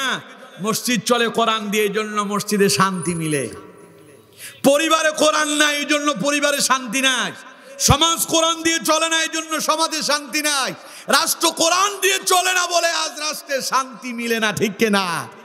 খালি শান্তির জন্য স্লোগান দেন, শান্তি মিলবে কোত্থেকে? শান্তি পাওয়া যাবে মসজিদের মতো সমাজে আর রাষ্ট্রে। ওই মসজিদে যেমন কোরআন আছে, ওই কোরআন যদি রাষ্ট্র প্রতিষ্ঠিত করা যায়, মসজিদের মতো রাষ্ট্র শান্তি পাওয়া যাবে, ঠিক কিনা? মসজিদে আওয়ামী লীগ, বিএনপি, জামাত, জাসদ, হেফাজত, চরমনায়, আহলে হাদিস সব দলের লোকেরা একসাথে দাঁড়িয়ে কাঁধে কাঁধ বিলায় নামাজ পড়ে। কেউ কাউরের ধাক্কা দিয়ে বের করে দেয়? বিএনপির লোক কি আওয়ামী লীগকে এখন বলবে এই বেটা তুই এতদিন আওয়ামী লীগ করছিস, এখন আমার পাশে দাঁড়াচ্ছিস? সব বলবে? কথা কয় না, বলবে? বিগত দিনে আওয়ামী লীগের লোকেরা এরকম বিএনপি জামাতের লোকদেরকে তাদের পাশ থেকে দাঁড়াইয়ে দিছে? পারবে? তবে হ্যাঁ, বিগত দিনের কিছু জালেম এমনও ছিল, ইসলামী আন্দোলনের কর্মীরা মসজিদে নামাজ পড়তে এসেছে, পুলিশকে খবর দিছে, হ্যালো আসছে, মসজিদ থেকে ধরে পুলিশে নিয়ে গেছে। আছে না নাই? কথা কয় না, আছে না নাই? আহারে, শান্তিতে নামাজ তো আদায় করতে দেয়নি। ভুল বললাম? কথা কয় না, ভুল বললাম? আচ্ছা কন্ত এই যে মসজিদে আওয়ামী লীগ, বিএনপি, জামাত, জাসদ, হেফাজত, চরমনায়, আহলে হাদিস সবাই যে এক কাতারে নামাজ পড়ে, কোনো বাধা নাই, কেউ কারোরে ধাক্কা দিয়ে সরায় দেয় না। কারণ কি কন্ত? মসজিদ কি দিয়ে চলে? জোরে বলেন, কি দিয়া? ইমাম যদি রুকুতে না গিয়ে সেজদায় যায়, যাবেন আপনারা? ইমাম সাহেব সূরা ফাতিহা না পড়ে সূরা বাকারা দিয়ে নামাজ শুরু করছে, পড়বেন? কি করবেন? তার মানে কোরআনের বিপরীত চলছে। ইমামকে লোকমা দেবেন, লোকমা না ধরলে পেছনে নিয়ে আসবেন, ঠিক কিনা? কথা কয় না, ঠিক কিনা?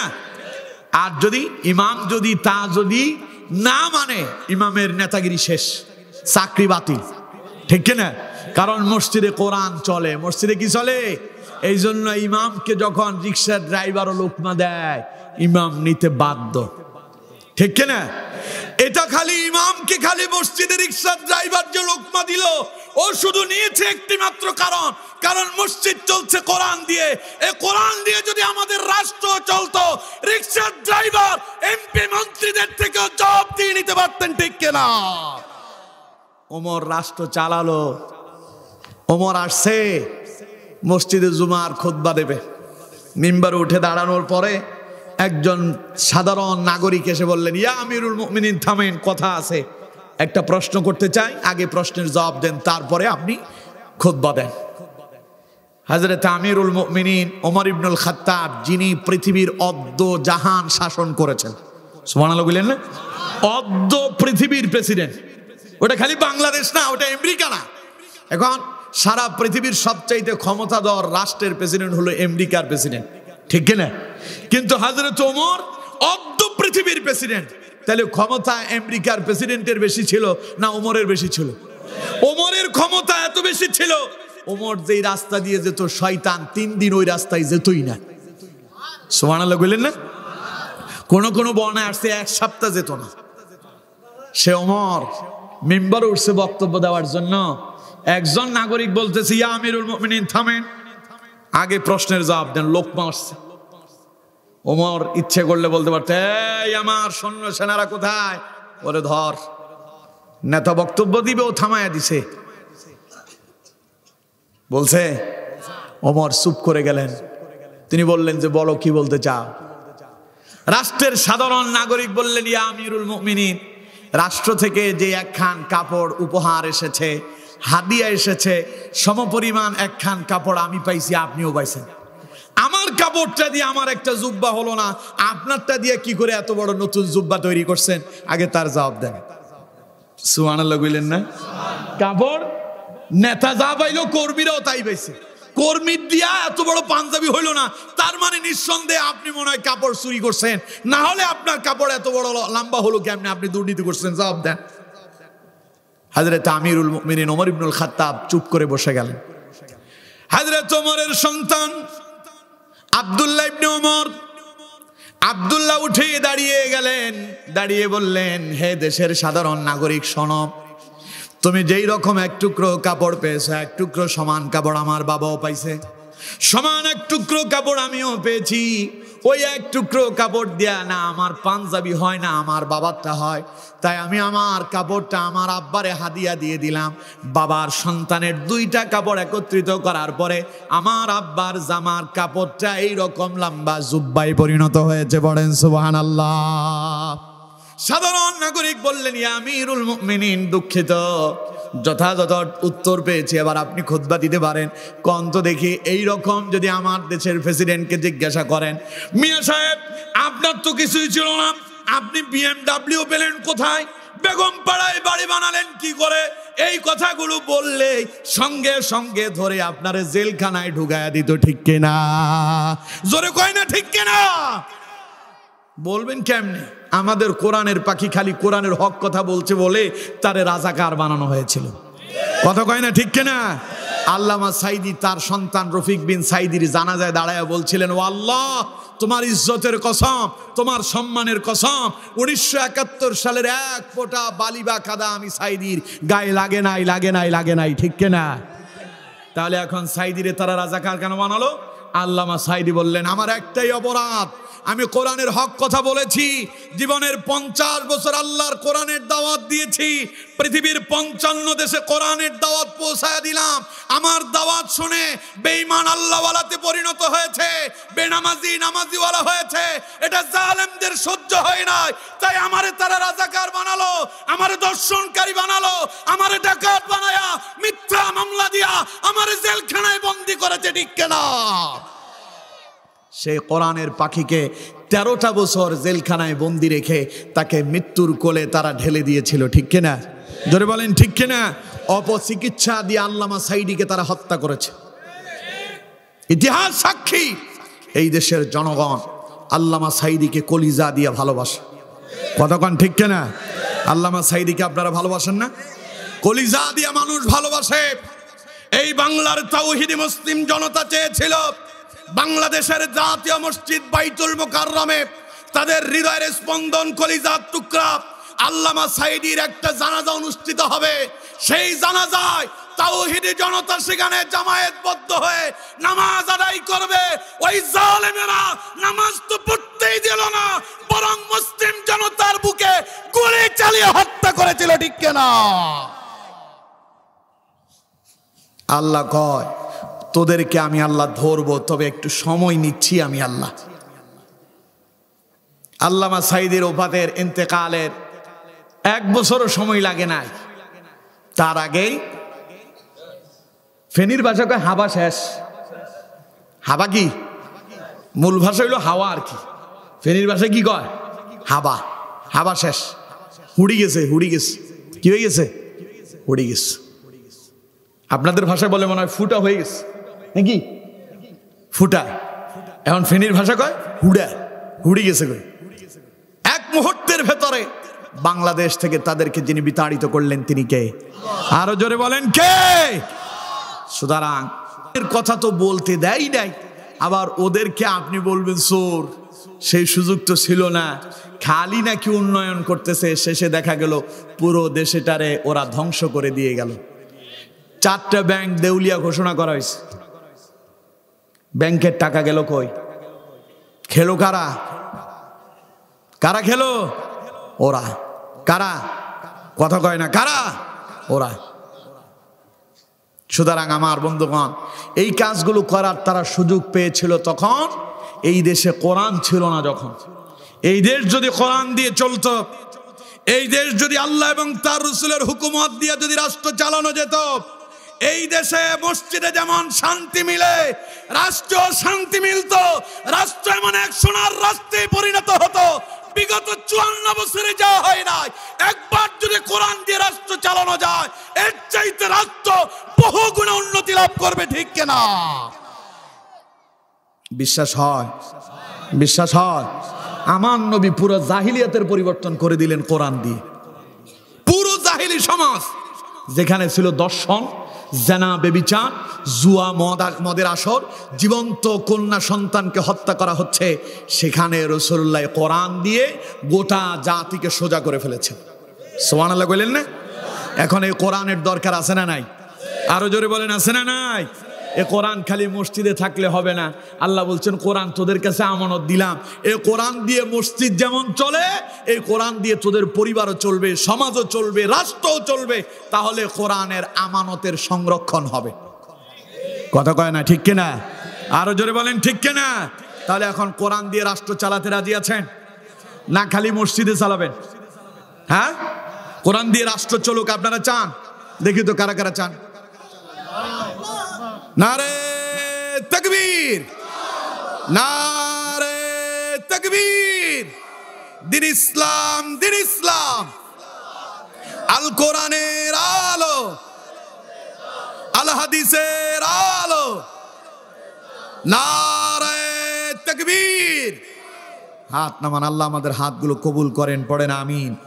এখন এ কোরআন আল্লাহ আমাদের কাছে দিয়েছেন আমানত। আল্লাহ কয় যারা সফলতাকামী মুমিন তারা কোরআনের এই আমানতকে সংরক্ষণ করে। সুবহানাল্লাহ কোন? তাহলে আমরা যদি সফল হতে চাই, প্রত্যেক বিষয়ের আমানত। অন্য কেউ আপনার কাছে পয়সা করে জমা রাখছে, এটাও আমানত। তার কাগজপত্র জমা রাখছে আপনার কাছে, আমানত। দলিলপত্র জমা আছে, এগুলো আমানত। মুমিনেরা আমানতের খেয়ানত করে। জোরে বলেন আমানতের খেয়ানত করে। আমানতের খেয়ানত যারা করে তারা হলো মুনাফিক। কথা বুঝতে পেরেছেন? সুতরাং আমি সেই দিকে আর যেতে চাই না। এরপরে আল্লাহ পাক বলছেন ওয়া আহদিহিম রাউন। সফল কাম মুমিনের 6 নম্বর কোয়ালিটি হলো তারা যা ওয়াদা করে তাই বাস্তবায়ন করে। 16 বছরের কত ওয়াদা আমরা দেখছি। 10 টাকার কেজিতে চাউল খাবো, ঘরে ঘরে চাকরি দেব, বলছে না? দিয়েছে? দিছে, তবে ওইখানে, ঠিক না? ওইখানে। আর চাউল তো 10 টাকা দামে খাবেন কি, এখন খান 60 টাকা দিয়া, ঠিক না? আর যেই পেঁয়াজ ছিল 10 টাকা 15 টাকা, যে আলু ছিল 6 টাকা 8 টাকা, ওটা এখন কিনে খাচ্ছে 70-75 টাকা। এখন অনেকে কয় এখন তো রাষ্ট্র ডাক্তার ইউনূসে চালায়, তাহলে এখন তো উনি চালায় না, তাহলে দাম কমে না কে? কমবে কেমনে? আপনি যে সব ফুটা করে দিয়ে গেছেন, ওইখানে যে দেওয়া লাগে। কথা বুঝেন এগুলো? কারণ আপনার কাছে তো নাই। এখন আপনি যে আপনার যে সহজভাবে চালাবেন ওই পথ তো খোলা নাই। এটা জায়গায় মতো ফিরে আসতে অনেক সময়ের দরকার আছে। সেই আগের জায়গা যদি ফিরে আসতে হয়, কোরআন দিয়ে রাষ্ট্র চালাতে হবে। তাহলে ইনশাআল্লাহ এই দেশে সন্ত্রাস বন্ধ হবে, চাঁদা বন্ধ হবে, দুর্নীতি বন্ধ হবে, ইয়াবা বন্ধ হবে, মদের আসর বন্ধ হবে, জুয়ার আসর বন্ধ হবে, রাষ্ট্র এক কল্যাণময় রাষ্ট্রেই পরিণত হবে। ঠিক কিনা? জোরে বলতে হবে ঠিক কিনা? তাহলে কোরআনের দরকার আছে না নাই? আল্লাহ আমাদেরকে কোরআন দিয়ে রাষ্ট্র পরিচালনার তৌফিক দেন, পড়েন আমিন। আল্লাহ পাক বলছেন ওয়াহদিহিম রাউন, জালেমেরা ওয়াদা করে ওয়াদা ভঙ্গ করে, যারা ওয়াদা ভঙ্গ করে তারা মুনাফিক, আর যারা ওয়াদা পালন করে তারা মুমিন। কে বলেছেন?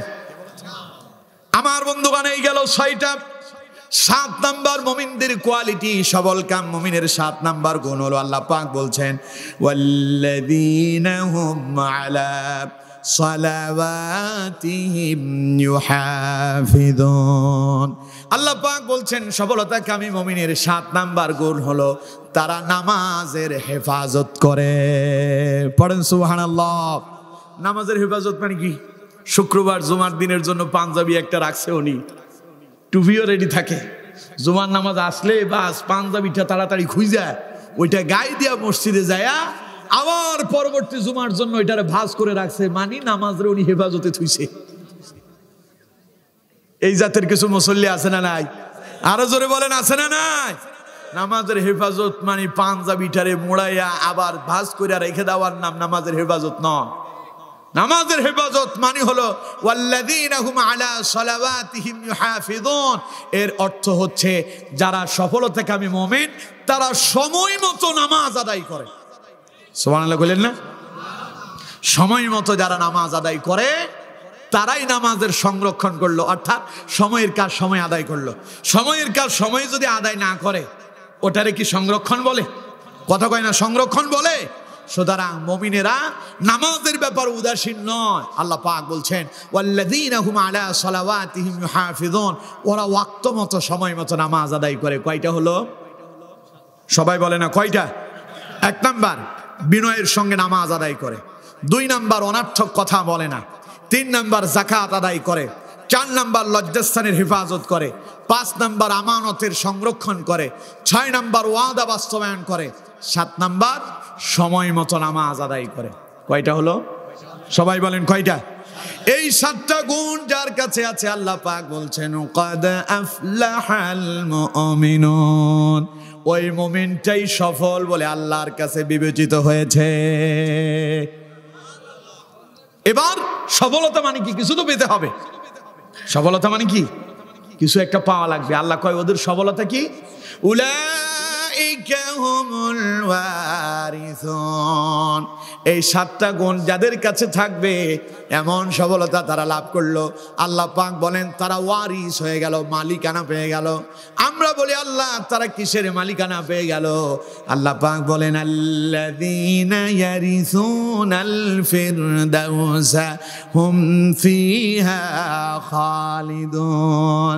আল্লাহ পাক বলেন এই 7টা গুণ যার কাছে থাকবে, যে ব্যক্তি বিনয়ের সঙ্গে নামাজ আদায় করবে, অনর্থক কথা বলবে না, যাকাত হিসাব মতো আদায় করে দেবে, এরপরে যেই ব্যক্তি তার লজ্জাস্থানের হেফাজত করবে, আমানতের সংরক্ষণ করবে, ওয়াদা পরিপূর্ণ করবে, সময় মতো নামাজ আদায় করবে, এই 7টা কাজ যারা করবে আল্লাহ পাক বলেন সফলতা হিসাবে তাদেরকে আমি সফলতা দান করবে এইভাবে আল্লাযীনা ইয়ারিসুনাল ফিরদাউসা হুম ফিহা খালিদুন।